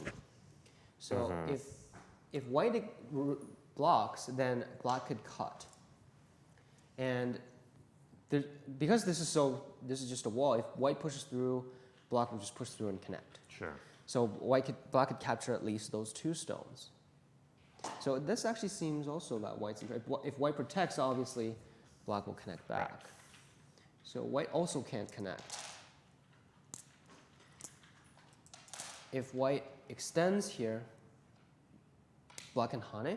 And for the same reason, black cannot do that, white cannot do that, because after the Atari and connect, these 2 stones will get cut off. Right. If white extends, then That's I was like black that, can still connect. Yeah, show people why that works. Yeah, so even though, so normally if white connects, then of course Just black bridge will under, yeah. just go under. But if white do that, or black may not even need this because there's also a cutting point here. So Double cutting points, cutting here and cutting here. cutting point there and there, and also black can connect back. So multiple things now. So Hold that thought. We're going to run out some more variations, but we're going to take a quick break to give us a little bit of a break. And we're going to come back, and the game looks like I don't see a result yet, so it looks like it may go to counting, which makes me wonder. We may have to go take another look because they don't go this far unless it's actually close. And you're saying that it's a 20-point. Well, after last night, So we're going to take a quick break, take a look at a couple of things. You guys go get yourself a cup of coffee or whatever. We will be right back with more. All right, we are back with the conclusion of this exciting game. It's looking pretty white. yeah, very white. Very white. You are predicting a 20-point margin, give or take? A 20-point margin. We'll have to see a bit more of the end game to get it more accurate. But before we went away, it was about a 15-point lead as white on the Plus board, Comey. which would give around over 20-point lead. Which is Comey. just huge. Which is a huge margin. So what we want to do, we're gonna get into. We're gonna do 2 things. We want to get into the show, go through the end game, and then we'll actually, whatever the result, we're actually gonna do a thing where we show you on the board how you actually count, so you can literally see what that looks like. But Ryan and I have been kind of puzzling, and when I say Ryan and I, it's actually Ryan. We've just been trying to figure out where black went wrong in this, because black was doing pretty much fine. Yes. But someplace black went terribly wrong to wind up, and so you've been trying to figure that. I'm not sure you have an answer just yet. Yeah, so of course we can. This is definitely a big mistake. Right. Not being able to live here put this group in danger. When white had a couple of stones here, this is automatically dead. As opposed to this move, black could simply descend to live. Right. And so we were looking at this now, and I spend my time looking at this, scratching my hair, and it seems like I didn't like how fast black played this move for one, because after playing this move, black really had to do something here. If there's nothing here, after white connects this back, everything is strong. White is ahead in territory, and it's very hard for black to come back. Sure. So I would consider I would do a positional judgment, or at least read this out super hard before making this move. So you think that could be, if we could say that could potentially have been the losing move there? I guess this kind of led black on that dark path of failure, but this I would say is the losing move. Okay. Either because the hane or at least this variation that that of course led black to dying in this corner. Right. So I was looking at this You move. really want to play that and, move. And it seems, so we looked at the connection and descend. Sorry, we looked at descend and block. Right. We didn't look at connection, connection, which would be That's white's sort of strongest. my instinct, yeah. That's the strongest move. Strongest move right now, and which black would hane and descend here.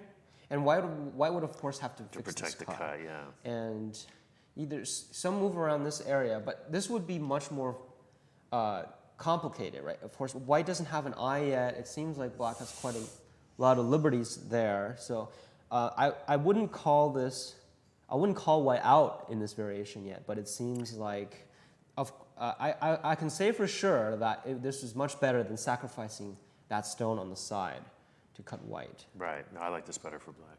Yeah. So I would say hane is, if it's not the losing move, it's this variation would be Very questionable. losing. It led black into this losing variation. So maybe just a misread that happens. Yeah.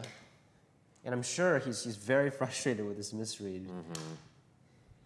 So after the turn, white connected.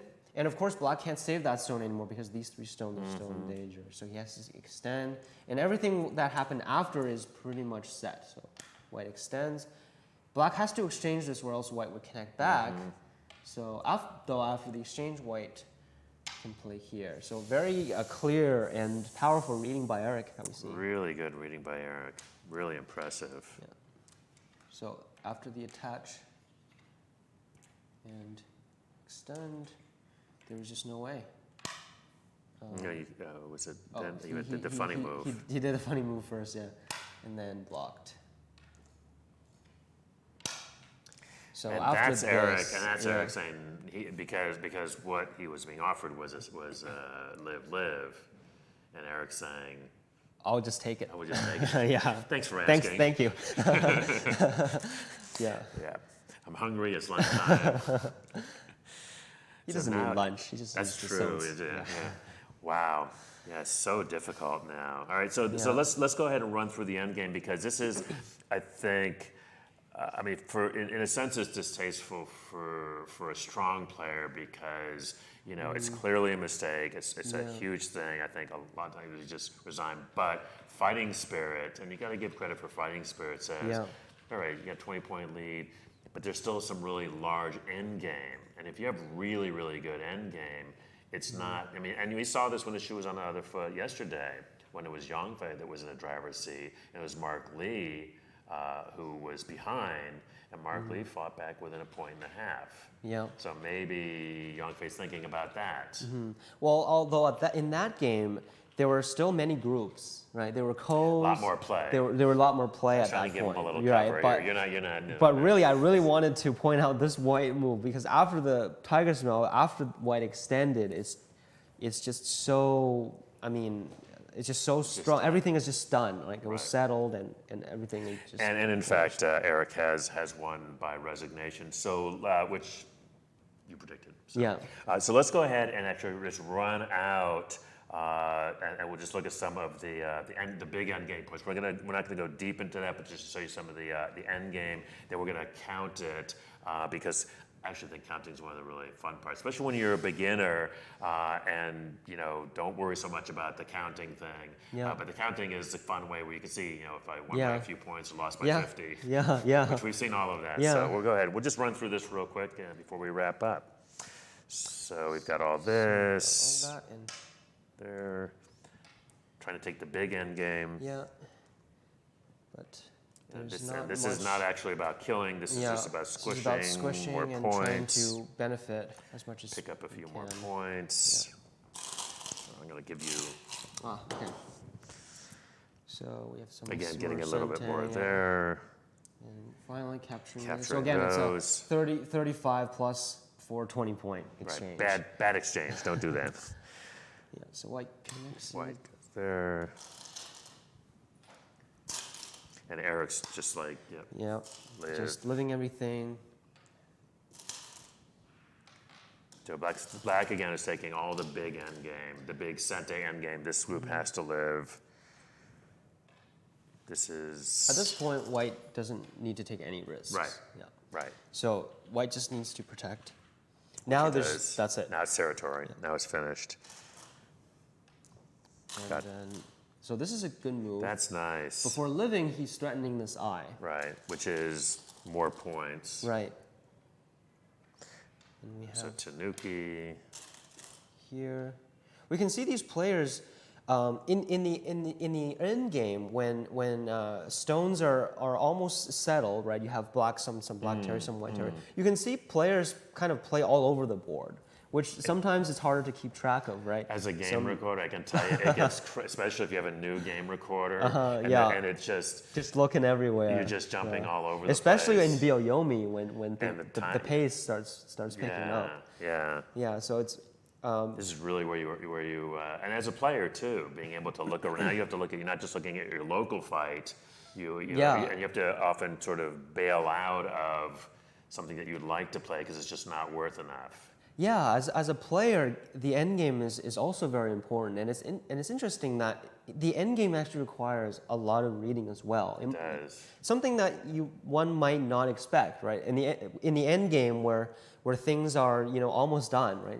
You're finishing up, but it's still one of the places where there's so much reading, right? There's still, because every unsettled area you have to look at, right? Because at that point you're comparing, say, this area, if I go there, I get 8 points, he loses 5.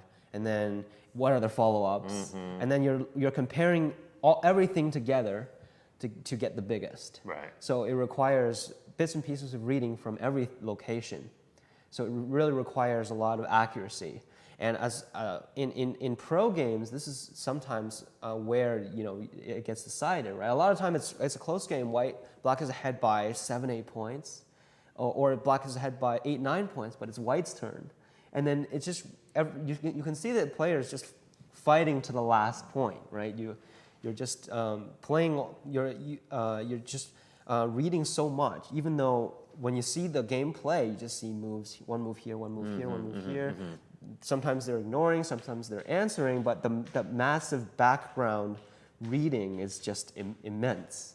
The other thing about it is that you've been playing for a couple of hours and you may be tired. There's a time you can lose. Even the top players can lose a little bit of focus. Maybe you get a little bit hungry. I mean, all of these things are real things. Right, And if right. you're only a few points ahead, so if you're kind of, if you're maybe flagging a little bit and your opponent maybe is in a little bit better shape or trying to catch up. Exactly, I mean, especially when you have time pressure, you're tired, and everything starts to make the game hard for you. miss a connection, Yeah. forget to get that second die. Yeah.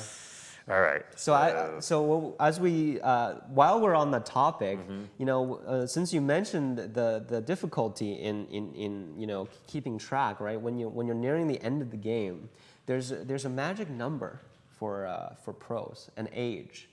Okay. Once pros hit age 30, Okay.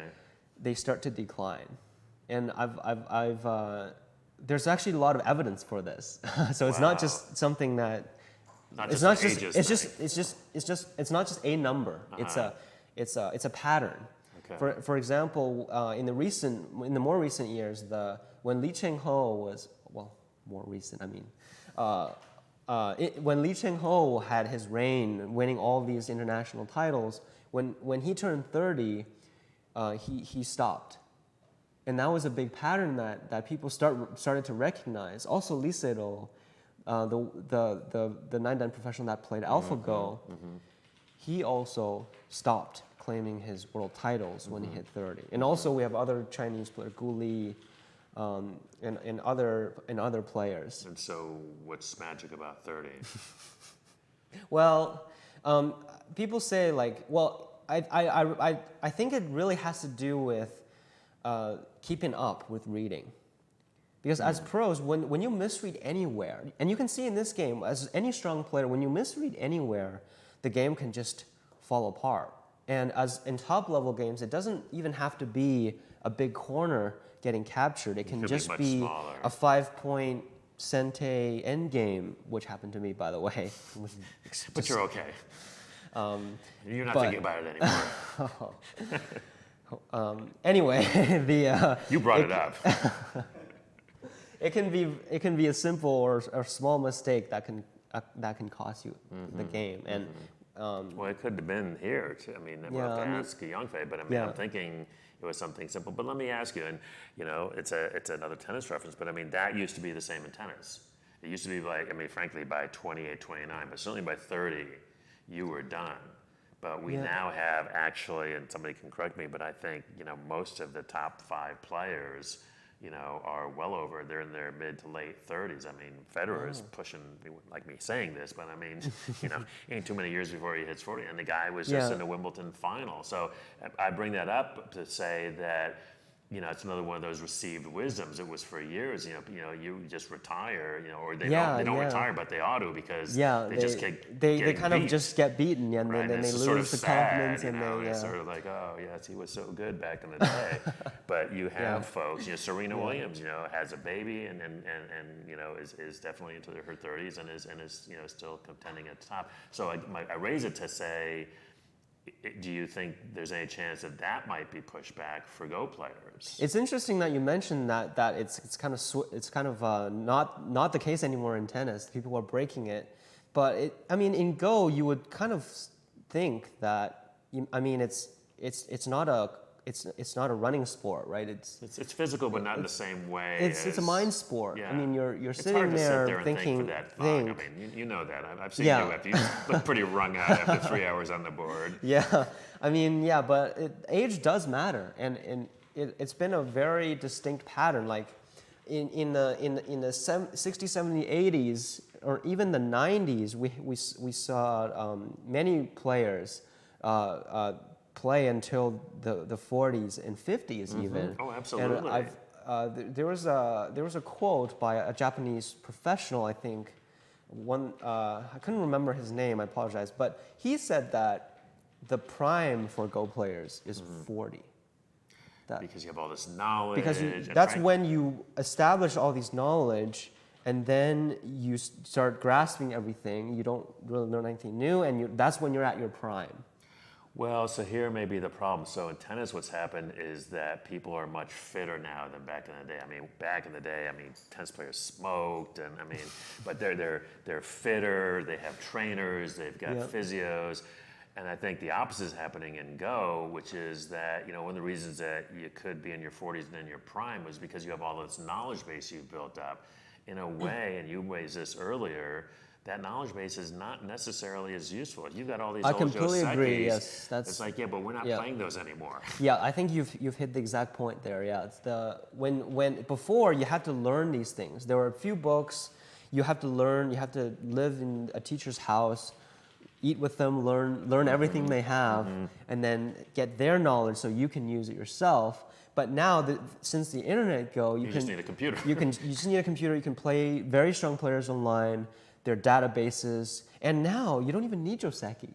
Well, You need just a few, it's at a least. handicap because and I have the advantage of hanging out with people like you and Redmond and so forth who are on the edge, and I'll be isn't that just like we're not playing that anymore. There's this other thing that people are playing here now. Yeah, this week. It changes quickly, This doesn't week. it? Yeah, we did that last. So I think that's to your point that in some ways, you can make an argument maybe even 30 is maybe it's going to come down. It'll become even more of a young, we need to move on. But one of the things too, though, that we've been seeing is that people kind of peak early in their mid 20s, and then just they don't have the kind of careers that they used to have, which I think is very sad. It is, I really yeah. like having folks who have a long career and you can kind of follow them and root for them. And now it's like, whatever happened to... Yeah, now it's the young players. They have a lot of attention, and that's the players that are at the top right now. Yeah. All right, let's finish up the end game because I want to show people how to count.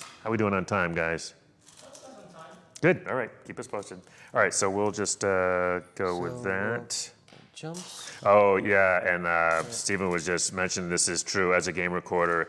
This is the very difficult. This is the tricky time for game recorders because, as you were saying, the action jumps all around. So if you as a game recorder are tired and you miss because went over there, and then all of a sudden 3 more moves have gone down, you are toast.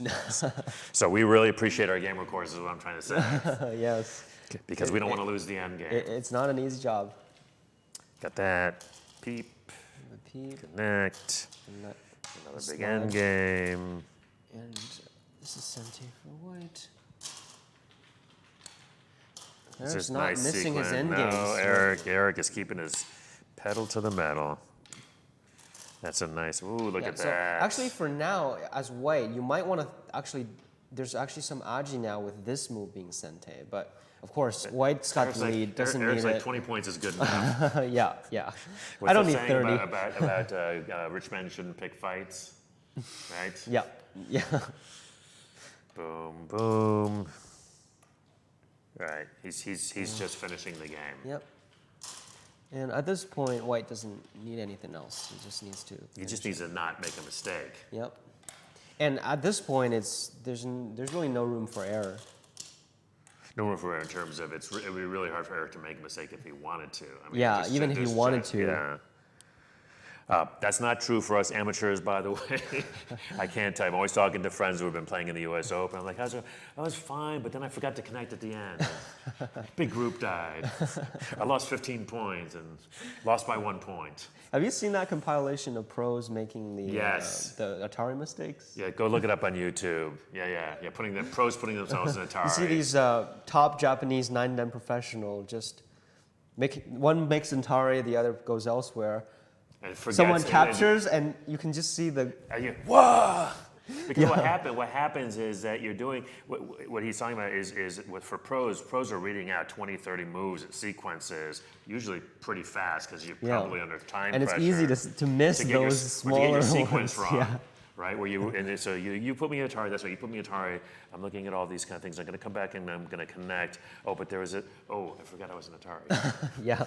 So you're looking at all these things forward in time, but then you forget the immediate thing. What did you say earlier? How many things can we keep in our brains? 3. All right, so we got this Less than nice 3, I move. think. Less than 3. Look it up. I think you're going to find it's 3. I'm pretty sure I'm right about this. Todd, look that up. How many things can people keep? How many things can humans reasonably keep in their brains? It's in Google. Seriously. Todd can only do 1. End of 1. Oh, he says half. So. No, Eric is not playing. Eric is just. Yep. Just trying to. He's not leaving any variations, and at this point, he doesn't need to. So I have to ask you. Yongfei can count. And Yongfei knows what Eric is doing. Why would Yongfei not be resigning? Well, I think he's just extremely frustrated. He little must be. I mean, stubborn. a mistake like this should not have happened Right. in a high level game, Right. and especially before making such a decision. It's sort of like a one-way path, right? After you do it, You're just in. You're just in. Yeah. And there's no way out. So before doing that, you really have to make sure everything is working. And of course, saying that is easy, but doing it is hard. But I mean, he must be extremely frustrated having missed it at this point. So I've actually recorded for him, and there's a thing that kicks in where you're kind of hoping against hope that the other guy has a heart attack or goes to the bathroom and never comes back or something. Yeah. Quick update, round 3 winners on other boards. Max Peterson, good for Max. Mark Lee won. Poor Mark Lee, 1 loss and he got bounced down to board 4 or something? Yeah, I'm not sure what was going on in the pairings there. Pairing situation. You're gonna have to Zhangfan Zhan. Oh, Zhongfan, yeah, he's one of my friends from Sichuan, China. He used to train for a very esteemed professional player, but he lost activity recently, and he's just coming back. And he's studying in Boston right now. He's finishing up his studies. 4 things at once. Oh, 4 things. 4 things at once. Okay, the average person Mine's may limit found. 3 or 4 things, but some people can do. Okay. All right, so 4 things. 4 things on average. Okay, let me just finish this. So Zhangfan and then Alan Huang has also won. So Mark Lee is 2-1. Mark has got a. He's got to fight his way back into contention now. Yongfei has lost, so we've have 2, 3. The tie breaks are going to get Right, interesting. it's going to get interesting now. Okay, all right. So we got a little something going on here. So White protected the Liberty race. Just to make sure there's no. So now now all of this is points now. There's no race. But the point here for black is to squeeze white and make white take them off the board. Right, Which but now- costs a couple of points. Yeah, but not, white- not 20. Not 20, but white protected that, so that can no longer. That's right. That doesn't even work now. That's right. Then this goes there. Connects. Here. So we're nearing the end. You can see after, in Go, as you put more and more stones on the board board, fills up. the board fills up, and the value of each move gradually decreases. So we're seeing every move now is worth less points. So white made 2 groups alive, and 1 group dead. So now there's no more liberty It's done. issue. Yep. That's done, and then so we have a push. Capture here. I think they're making a few endgame mistakes, but It's a little. it's no biggie It doesn't anymore, matter. I yeah. mean, for either one of them. I mean, Eric's so far ahead, Yongfei Yeah. so far behind that Yeah, they're not. White should Atari here. Right, of course. That would be Sente. Right. This is more with more points, but it's a Sente and Gote Right. difference.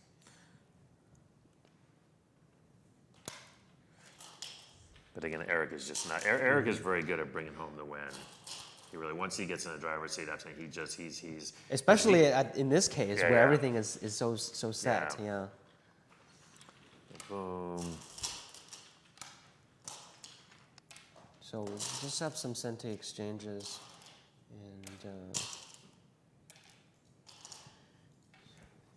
And two, there's a thing. It's not exactly fighting spirit. It's more. It's always sort of a question, actually. If it's more respectful to to fight on or to yeah. do the honorable thing and resign. I mean, and, as a Go player, there's no actual rule of saying when you should resign. I think I'm more for the argument that when you're the player should have freedom in deciding whether they're allowed to continue. I don't think the public should give them too much pressure because I mean, as a player, it's you don't know what the player is thinking about, for one, right? They're frustrated and they're not cheating. They're just continue the game to the end, and they can resign. I mean, it should be up to the player, I think. And I got to use tennis again. In tennis, you can't resign when you're so far behind, and clearly the other guy's going to beat you. You have to finish it out, and you have to give it your. You know you're going to lose, but you have to give it your best effort. And I think the same applies here. That I think if you're going to lose, but you want to know that you absolutely gave it your best shot. Yeah. I think that's fair. Yeah. I respect that. Yeah, for top pros, typically a 3.5 win is a pretty big win. Right. And some players like to play out in the end and count it. Some like to play out to the end, practice some end game maybe, and then resign at the end. So those are your options. Are all possible. But I mean, if half the board is dead, then that would be a different story. Yeah. But, Well, I think 20 is resignable. yeah, but yeah, it's resignable, definitely. I wouldn't argue with that. So I think white lost some more points here. I think that's it. Slightly. Black and 14. White squeeze it and 14. So are we still? People really they want to still find a looking at way this? out there. I think we're just going Okay. to leave it that. And I'm with you because I was a little frustrated because my clever move didn't work because it was a little bit short. But the short answer to that, and those are good questions and those are things to look at. And I'm going to guess, and we're going to need to talk to the guys. I wonder if he made a mistake and thought that there was a way out there and just misread it. That's just a guess. But this is where Yongfei resigns. But I want to again just to show you how you would actually count this. We're almost, I think, was a little bit more. What was the last move? It's a ko, but that's The descent. descent. Yeah. So let's we just. can finish it quickly for the audience, and we'd like to show the counting. Yeah. For everyone. So to quickly answer the question from the chat, if I understand correctly, they're trying to do a squeeze, but doing the squeeze reduces the shared liberties. So actually, in the corner, black had too many liberties. So that would be kind of my short answer. We can't really do that anymore because we're so forward in time now. So let's play out Okay. some more end games, Because and I'll there try is quite a to bit. There is make quite it a- as even as possible. So Well, we can play it as so it was here, which wouldn't be responded to. Because this is only half a point, so pushing. right? Well, I'll just do it quickly, and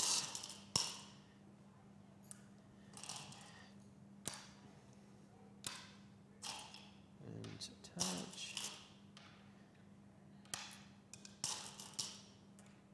So I could push first, and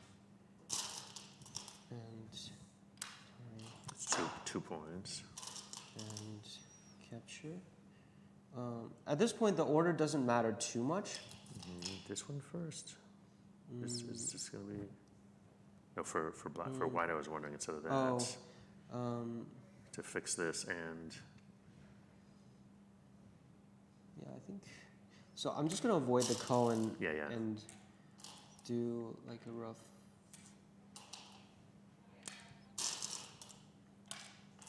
So these are all 1 point centi moves, so we can play them out relatively quickly. yeah. And we have this. Just show people a little point of technique. So this normally we hear threatening here, right? Actually, it's the But same. It is yeah. the same, but it's a point of technique is that even though it's the same, you want to get that extra, right? Yeah. Yeah. And let's see what Atari say. I want to give push and so if you're a very strong player watching, forgive my poor endgame skills as I try to finish No, it. it's looking pretty good to me.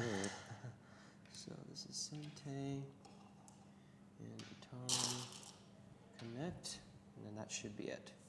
So because This is now the kind we of each thing have I a can say. cone. This is the kind of thing that your Q players You gotta where watch out show, for, show what yeah. happens, right? So they're like, I don't have to do anything. Yeah, and then- here, and then, and there's. And that was the reason why Black attached and sacrificed his That's stone. right. Yeah. That's right. So that's the kind of thing that can. This is the kind of thing that can happen in endgame if you're not careful, and all of a sudden, that would almost be enough. That would probably not. Not even. Not even. I forgot 1 point here. So Black would take that, and then White would connect. Black would Atari. There you go. That would be correct. And then since there's a ko each, usually we fill it out at the end to avoid any potential ko. And unfortunately, Are we out of black stones? I'm out of black stones. And what's the capture?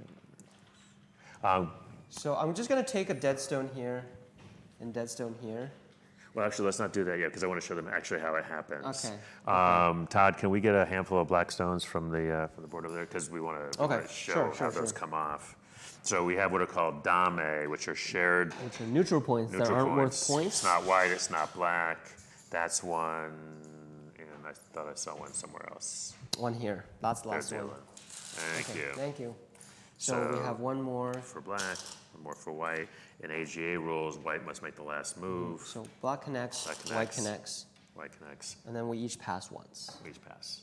And it's kind of cool and go because you basically, you agree because theoretically, and this can happen, is that one player might say we're done and the other player has seen something. And so if you pass, I don't have to pass. You can pass and then I can say, aha. And so for, I don't know, maybe I play over here because I think there's something going on. And you Yeah. go, yeah, you play again, doesn't matter. Or maybe you do have to respond. Yeah, maybe, but the points is the same. So when you pass or you play a dead stone in your opponent's, it's all worth 1 point. That's right. Yeah. That's right. So it's interesting because he could pass, I could not pass and make a move, and then he has to decide: do I have to respond, or he has a choice of passing again. The game is not over until we both pass. So it's just kind of. But of course, this would be considered unethical if you keep playing, even though your opponent keeps passing if something clearly does not work. But if you want to keep giving him points, AJ rules white has to make the last. That's right. An AG8, yeah, white does have to get. Anyway, that's not happening here because obviously game. So now what happens is you look around if there are any dead stones. So which in first we this- have to make sure we have all the captured stones. Right. So white captured one here. Okay. So I'll Okay. give you the white stones back. White captured another stone here. Mm-hmm. And both of these are not. This was a capture, and this was a capture. So, So a two couple of white stones stones for for black. you, right? And I think that's it. Okay. Yeah. So unfortunately, in the broadcast, it's hard for us to. Because we were throwing stones. Yeah, we're throwing stones around, cleaning stones off the board. Right. Um, So let's clear these. Or you guys can't see those. Okay, that's fine. All right. So I think on there's the, an extra capture. Oh, right. There's another capture stone by black here. Yeah. That would make it. That would be so we correct. have 2 black captures and 3 white captures. So these are prisoner stones. Already. In the end, we put them back in the opponent's territory when we count. And So after we make sure that the prisoners are correct, at the end of the game, after both players pass, then we go into scoring, which is then when we look at all the dead stones, as Chris mentioned. So I'll go ahead and take away. So these are Whites. clearly dead because they have no eyes at all. So those are dead. So in this case, you don't want to actually spend the moves to capture dead stones, because when you spend the moves inside, you're actually playing in your own territory. So when you kill stones, you don't actually have to remove them Right. from the board. So all you have to do is surround them enough so they can't make eyes. So that's an important point. It is very important. And of course, these guys, even though they do have one big eye, But it's only one eye. it's only you need one 2 eye, eyes. and you so need 2 eyes. Those are also so those dead. are all gone. So sad So sad. for you, since you have the black stones. Oh, I see what you did there.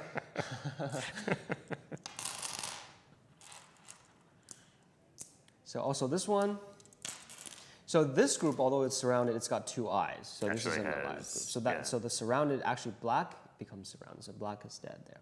Right. Okay, so I think that's all of them, right? So now we've removed all the dead stones, and we can see more clearly white, black, white, black, white.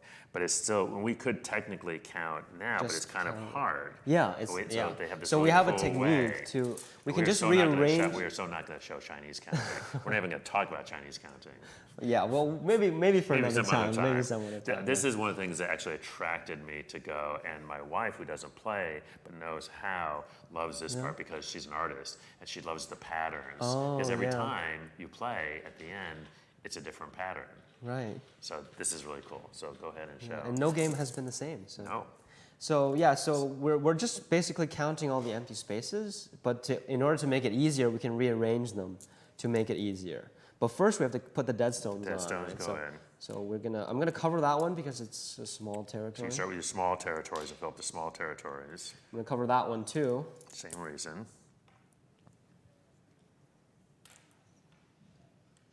And now, so we have 2 left. I'm gonna see how I can clear this one. So I'm gonna So try to make a normally, box. what we do is make a easily countable shape, because then we can do multiplication. So that is, Perfect.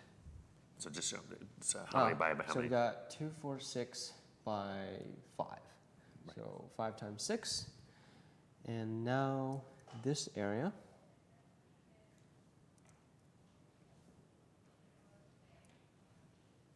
Just gonna do that.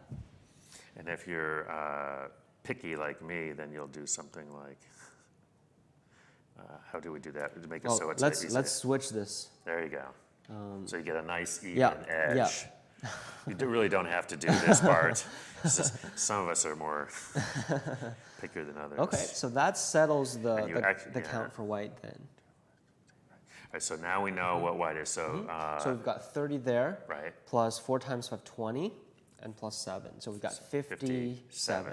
So easy to count, right? Yep. So now we have these black captures. Same I'm thing. gonna We'll do the start same. with the small areas. Fill up the small areas first. So that's all filled up. Here's another small area. And what do you think? What's this way? I guess move everything into the center. And you can already see how it's shaping up because black's area is just becoming less and less. And so we try and get it into something roughly reasonable. Is that about as good as we're going to get? Let's move these 3 to the corner. To the corner, okay. Like that. Ah, there we go. So we have So we now have 20 here. a nice even number. Oh my goodness. So we've got 10 here and 10 here, and 20 in the middle. So 20, 30, 40, and we said we had, I think, 57. 57 for so white. 17. And there's one other thing. So we have to add the Comey to the white We were scores. talking about the Comey before. The Comey is what black pays to white for the purpose of going first. Which, by the way, over time has changed. We talked about whether there's Comey and no Comey, but we didn't talk about how Comey is actually, the amount of Comey has changed. Right. And there are different rule sets, which went from 3.5, 5.5, and 7.5. So it really, so basically, as black's win rate was really high, so it's a rule change to try to make the game more even for both sides. Which is one of the elegant things about the game. Yeah. That and the handicapping system, which if we have time, we'll talk a little bit about that. Yeah. So on the board right now, obviously, white has already won. Ahead by 17. But we're not done. Now we add the Comey, which is 7.5 in AGA rules. So you actually take another 7. I think we could just add them. Yeah. Yeah. So we just take another 7.5, add that to 17, and we get 24.5. But let's go ahead and show them how you would actually do this. It's one of the elegant things about it is that you literally, so he's taking 7. So we take 7 stones, put them in here. How do we do the half? White wins the ties. White wins the tie. Right. If there were a tie on the board, okay. the white would win. Okay, yeah, right? that makes So sense. now black's territory has shrunk even more. So now 20 plus 10 is 30. Now it's down to only 33. Yep. So you can. So what's great about this counting system? It's really, really clear. There's no, you can just. Actually, in this case, you can visually see it just because white has. Let's do that. For the half a point.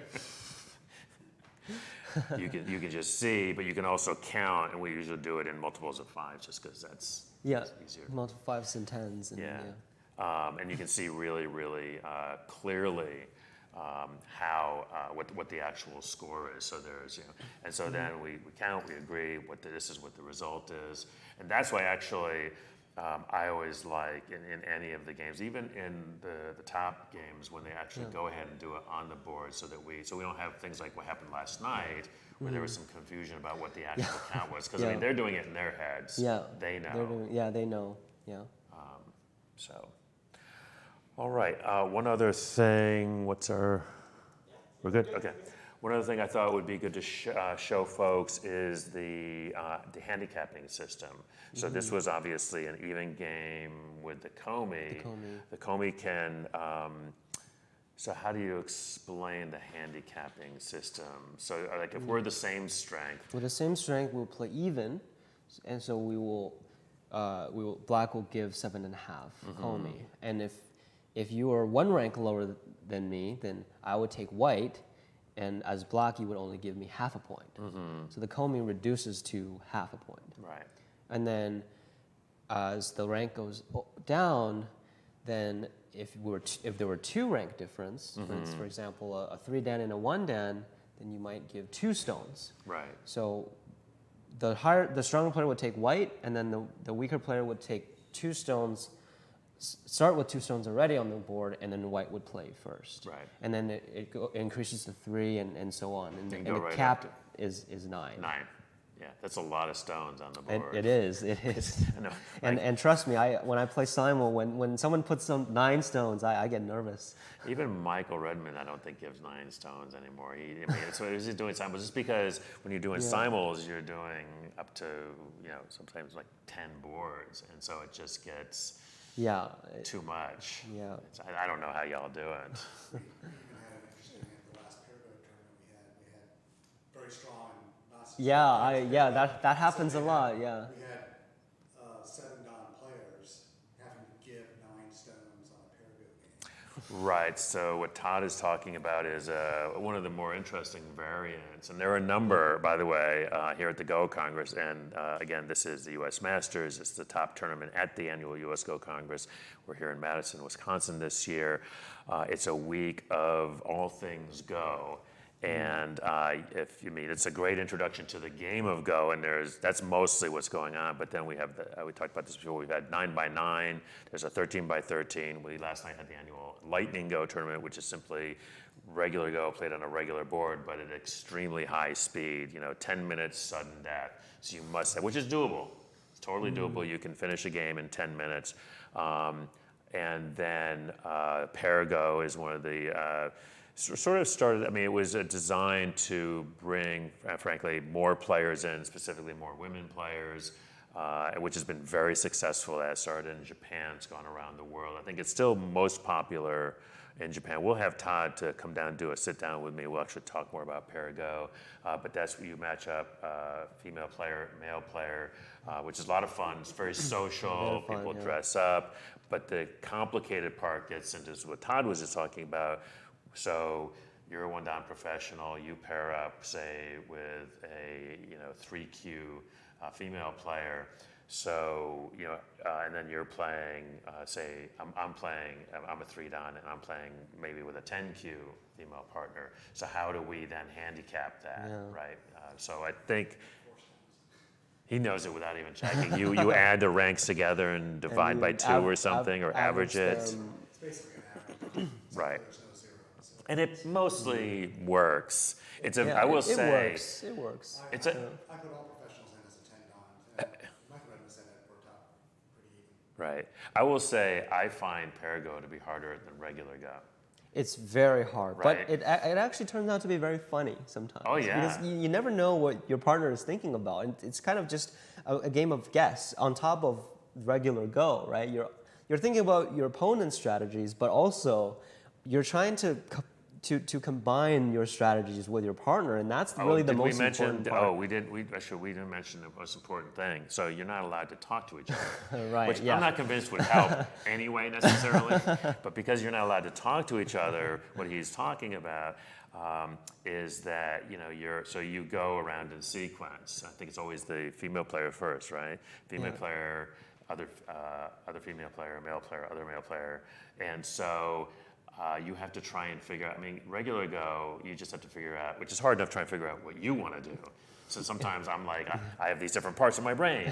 Yeah. This one wants to do this, and this one wants to do that, and that's difficult enough. Now you got two Now you brains. got to figure out, what demons this person is, Or sometimes like Ryan wants to start a big fight because Ryan's really strong, and Ryan's read out 20 moves, and his partner has no idea what Ryan's trying to do. Yeah. At that point, you really can't just do what you want to do. You have to think about what your partner is thinking about and doing something in between. And that's what makes the good Parago partner is being able to, the strong player being able to play something that the weaker player will understand.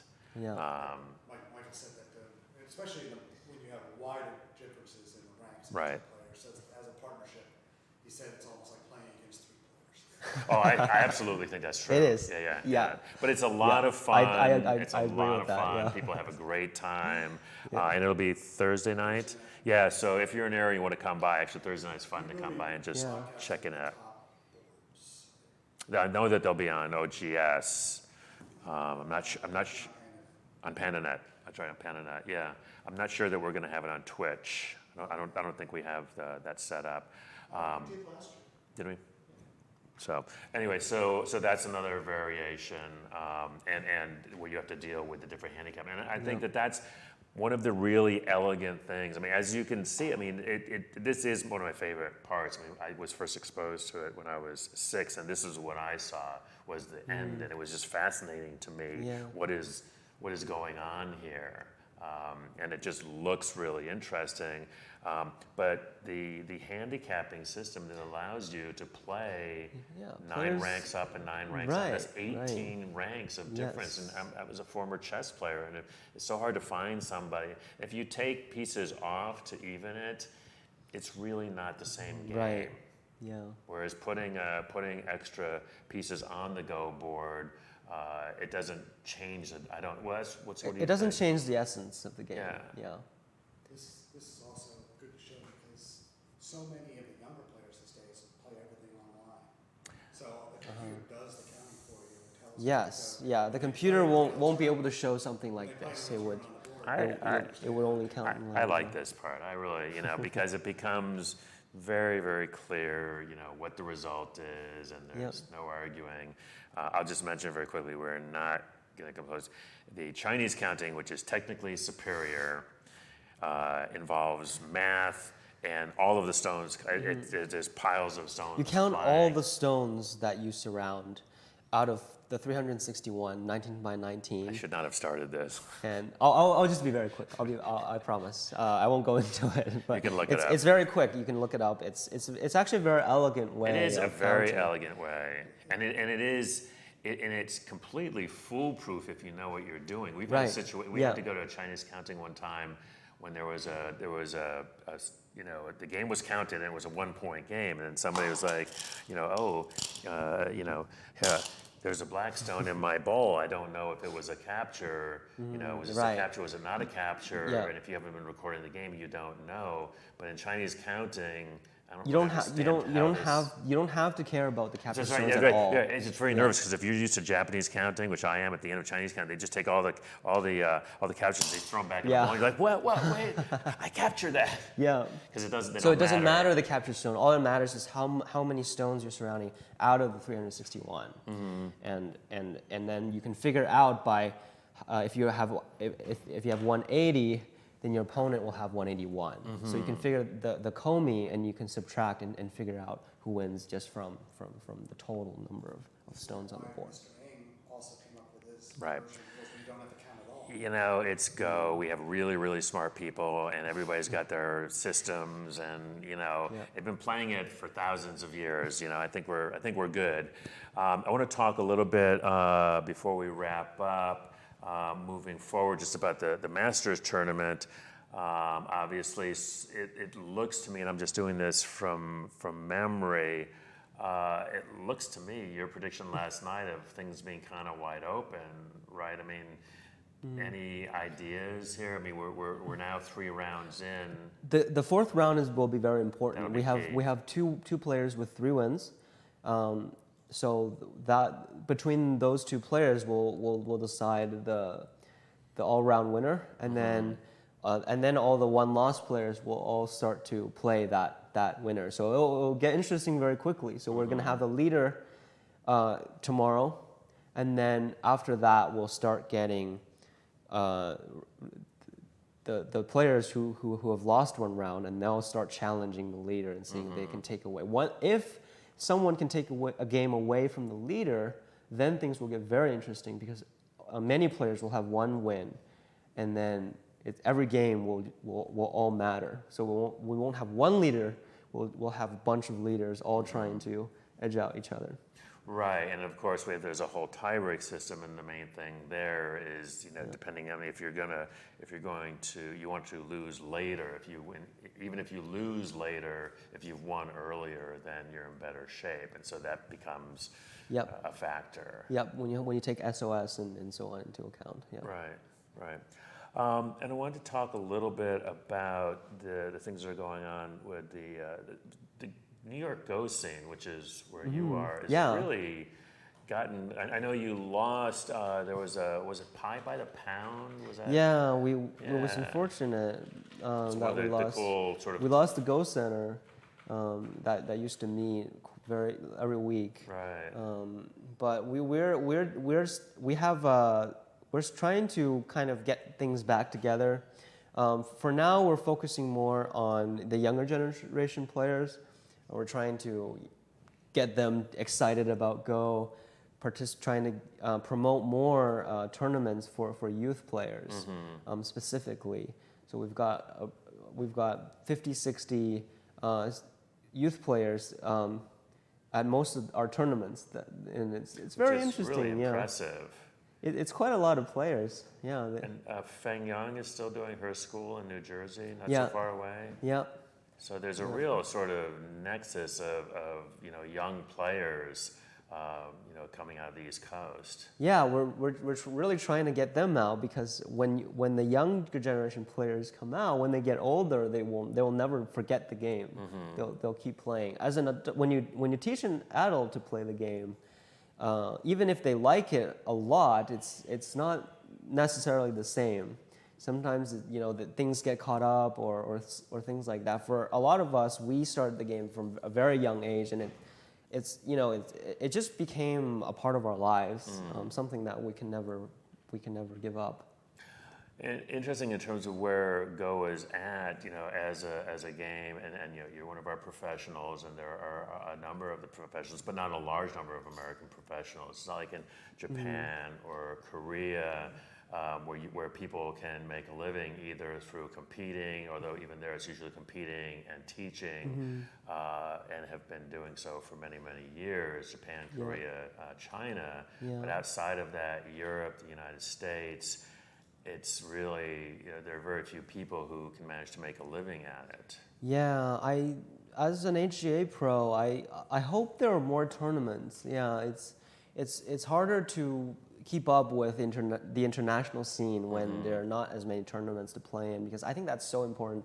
Being able to sit down and play in a professional tournament is so important. And for now, I have been going to many world tournaments, but a lot of traveling lately. A lot of, where is Ryan this week? Like in the past 2 or 3 years, I went to some Lily Cup, some Samsung, and other tournaments, and those are all good, but the players are mostly from Asia, and they all train together in a pack.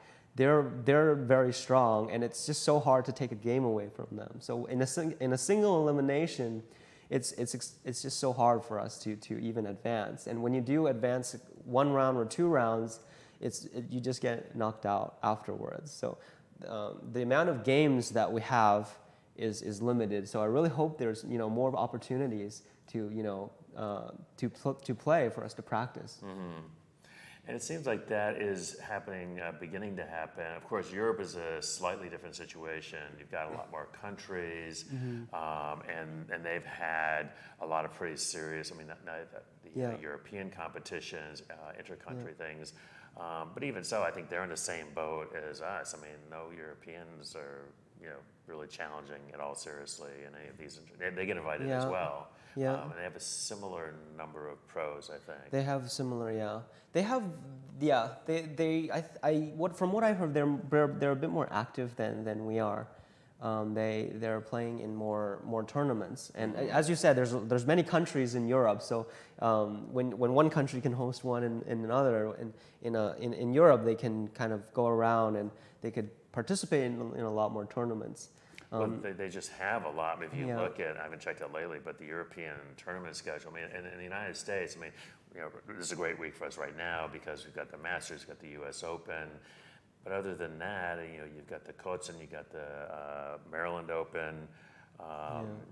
It's not, you can count them on maybe 2 hands, if that, during the course of the year. But in Europe, pretty much every weekend. Yeah, there are tournaments going on all the time. Yeah, and at least for the moment, whilst people can still freely move And around that's Europe. I think that's a big advantage for the European pros, because they have that stage of practice. They can play even with each other. It helps mutual improvement, and that's something that I hope we can have. And I think that will really accelerate our growth, especially for the AGA pros. Yeah, no, and it's great, and it's really exciting, and we're fortunate that you're not playing this week, so you get to spend a bunch of time with us. Yeah, I really enjoyed this week.